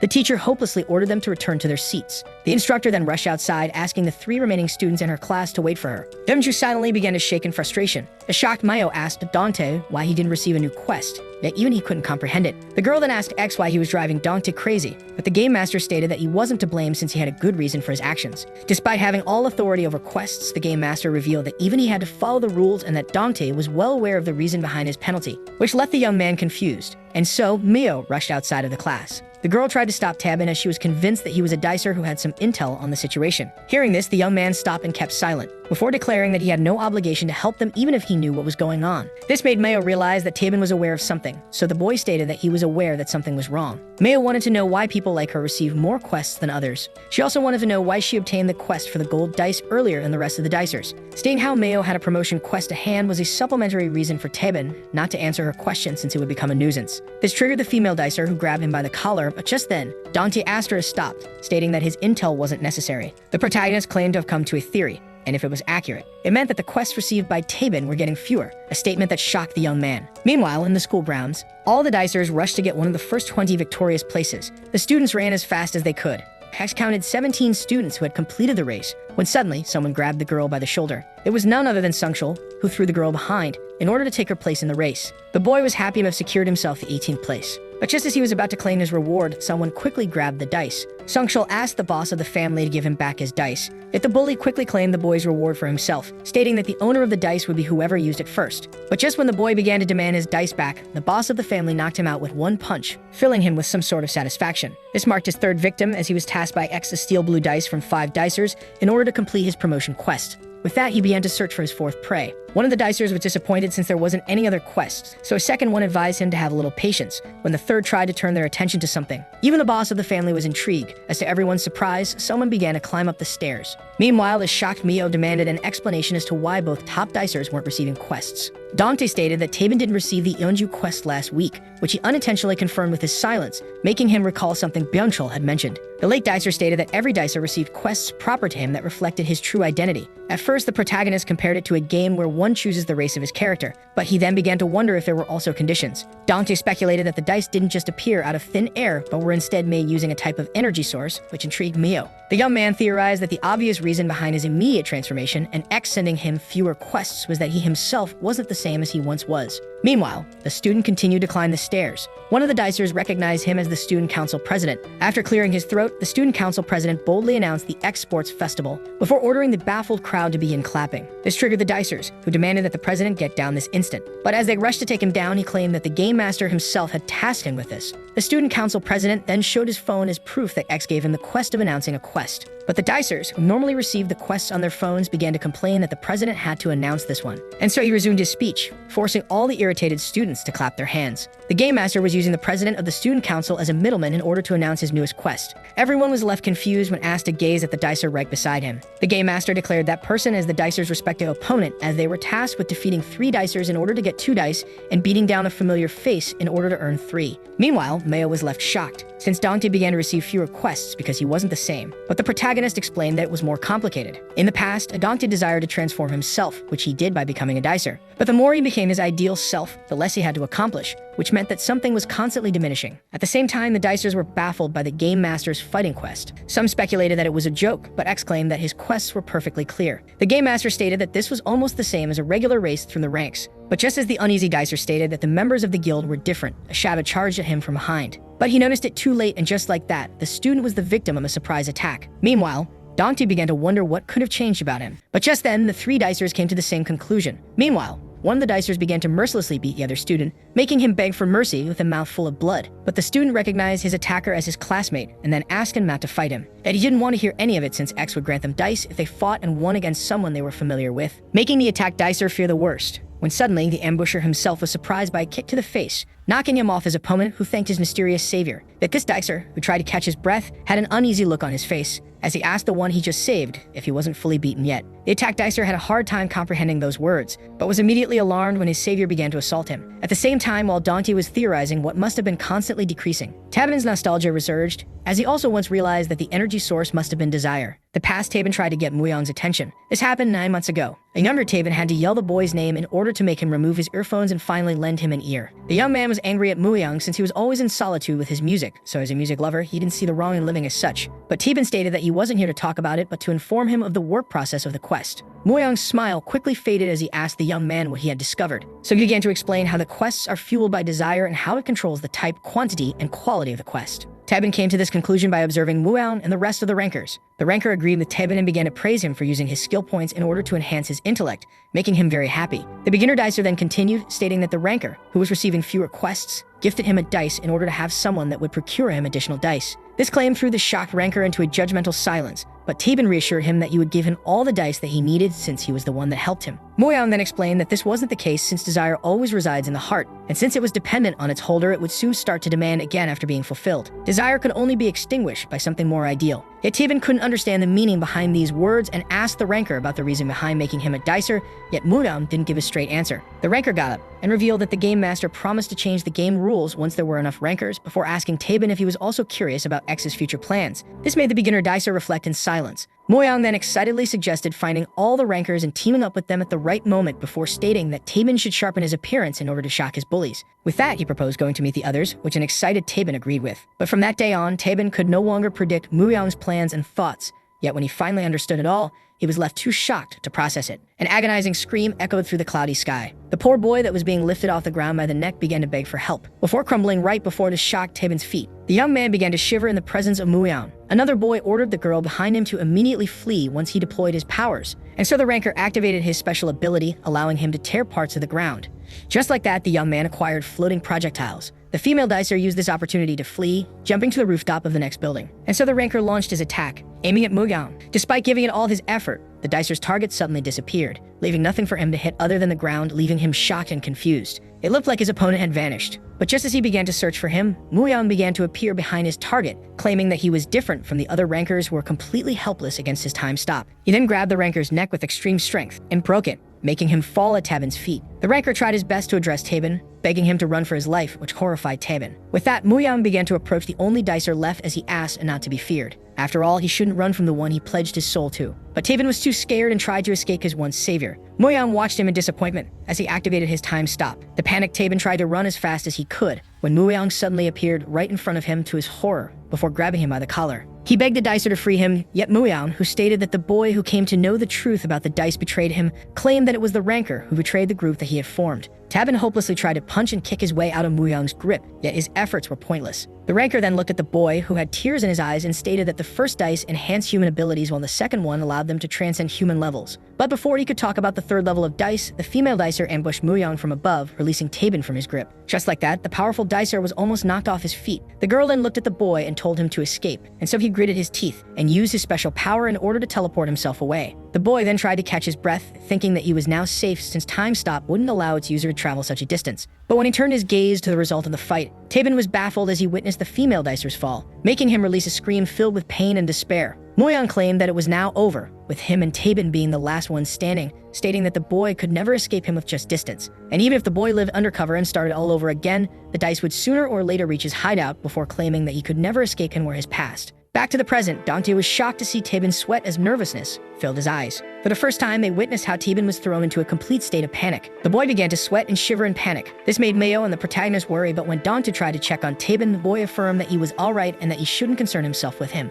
But the protagonist affirmed that Tabin was certainly in a state of panic based on his facial expression, yet the ranker only stated that he just suddenly felt sick. With that, Tabin walked away as he thanked both of them for their concern, stating that this matter didn't concern either of them. But the protagonist, who realized that the matter concerned Tabin's past that he had tried to warn him about, insisted, stating that if it was related to the dice, it concerned all the dicers. Yet the boy affirmed that it didn't concern them and that it would be for the best if it stayed this way. Tabin also revealed that it was crucial for A rankers to never form alliances, which left both Mayo and Dante utterly confused. But just then, our hero remembered to ask the female dicer if she was familiar with the A ranker concept, so she revealed that she only received the promotional quest. Yet when the curious boy asked to take a peek at her quest, The embarrassed Mio utterly refused, but the boy insisted. Mio affirmed that it was inappropriate for Dante to go through a girl's phone as if they were lovers, yet the confused Dante stated that he was simply curious. The blushing girl's reaction was unexpected for the protagonist as she immediately tried to change the subject. Just then, Mio noticed the shouting that came from outside as she remembered that the racing quest was ongoing. And so they entered back into the classroom. But when Dante noticed that Yoonju's seat was empty, Mio,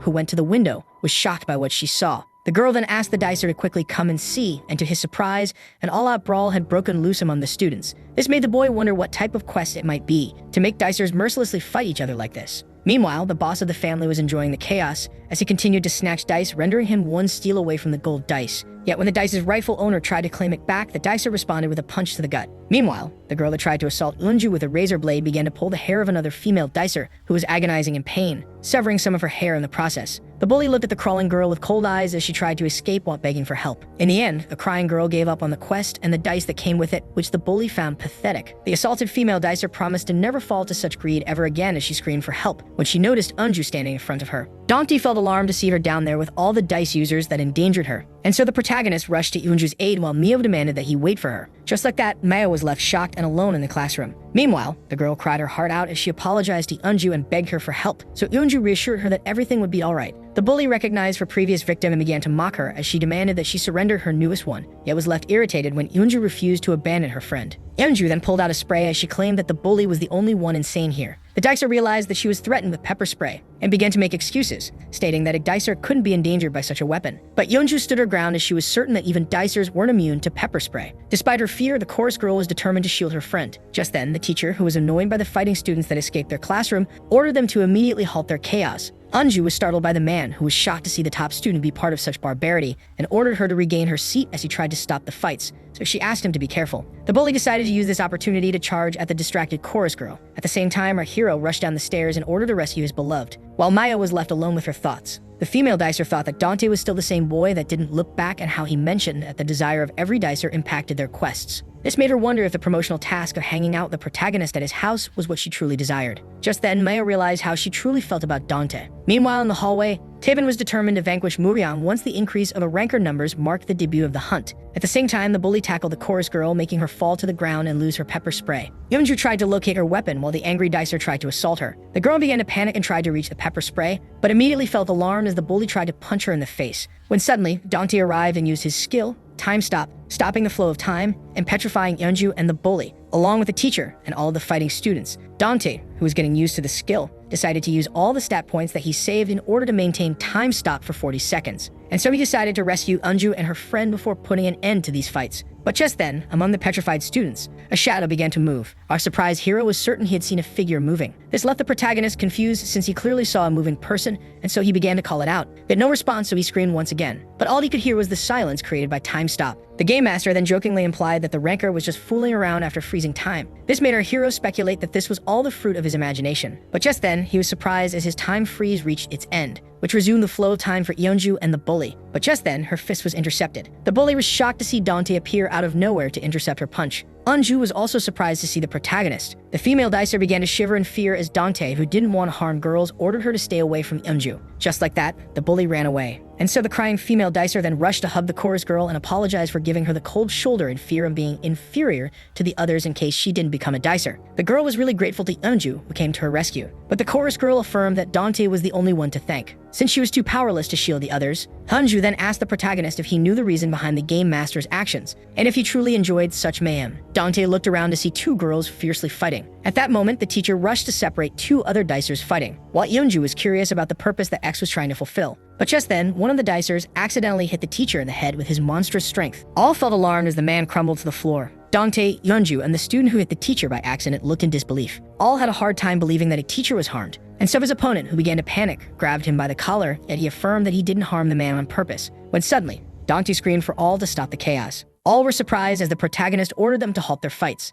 Yet one of the dicers demanded just a few more seconds in order to choke his opponent, pleading for help to ensure a dice, when Eunju pleaded with them to stop. Dante had to remind the dicers of the rules of the guild, the first being to not involve any regular human like the teacher whom Eunju was trying to help. At that moment, Eunju's friend decided to run away, passing by Mio, who watched in silence. Dante affirmed that he wouldn't accept this barbarity and that they should forsake the quest if it brought harm to each other. When suddenly, someone shouted to stop the fights, seeing how the teachers had arrived. But while X was disappointed in the instructors interrupting his fun, some of the students also wanted to stop the quest, while others like Sungshul were annoyed by the ranker who could order them around. The boy was certain he could complete more quests if it weren't for the protagonist. Sungshul speculated that Dante only wanted to become their leader by forming the guild while wishing to have the same rank as him. He then recalled when Dante asked him about his promotional quest, yet he couldn't bring himself to answer, since his task was to destroy the protagonist's guild and create discord among its members. Sungshul began to seriously think about it in silence. Dante then stated the second rule, which consisted of every dicer assuming the weight of his actions during quests, before adding how careless it was to purposely harm friends, then asking them who would take the blame.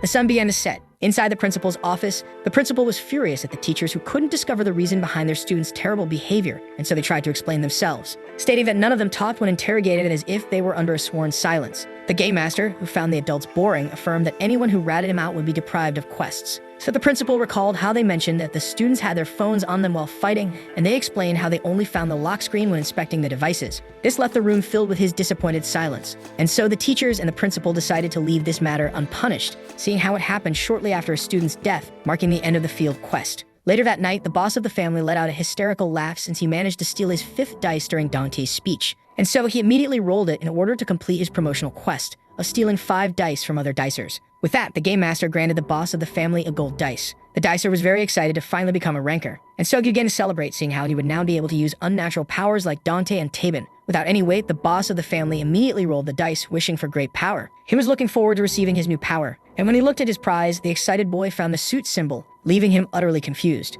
Back then, when time was frozen, before Dante could rescue Unju from the bully, our hero could have sworn he saw a moving figure. But just then, in the frozen chaos, he noticed a shadow standing among the frozen dicers. Our hero was shocked as he was face to face with Muyan. The protagonist then asked the shady man about his immunity against time stop. Dante was still in shock, yet the air ranker didn't bother to give a true answer. Just then, Muyan charged at Dante and jumped into the air, ready to deliver a destructive punch, which resulted in a catastrophic injury. When suddenly, Dante woke up in sweat. It was now morning and he was glad to learn that it was all just a nightmare. Just then, his phone began to ring. As someone texted him, it was none other than Mayo checking if he had a good night of sleep. Our hero just looked at the text before turning to his calendar. This Saturday, the protagonist had to attend Unju's competition, but on the other hand, he also had to spend time with Mayo.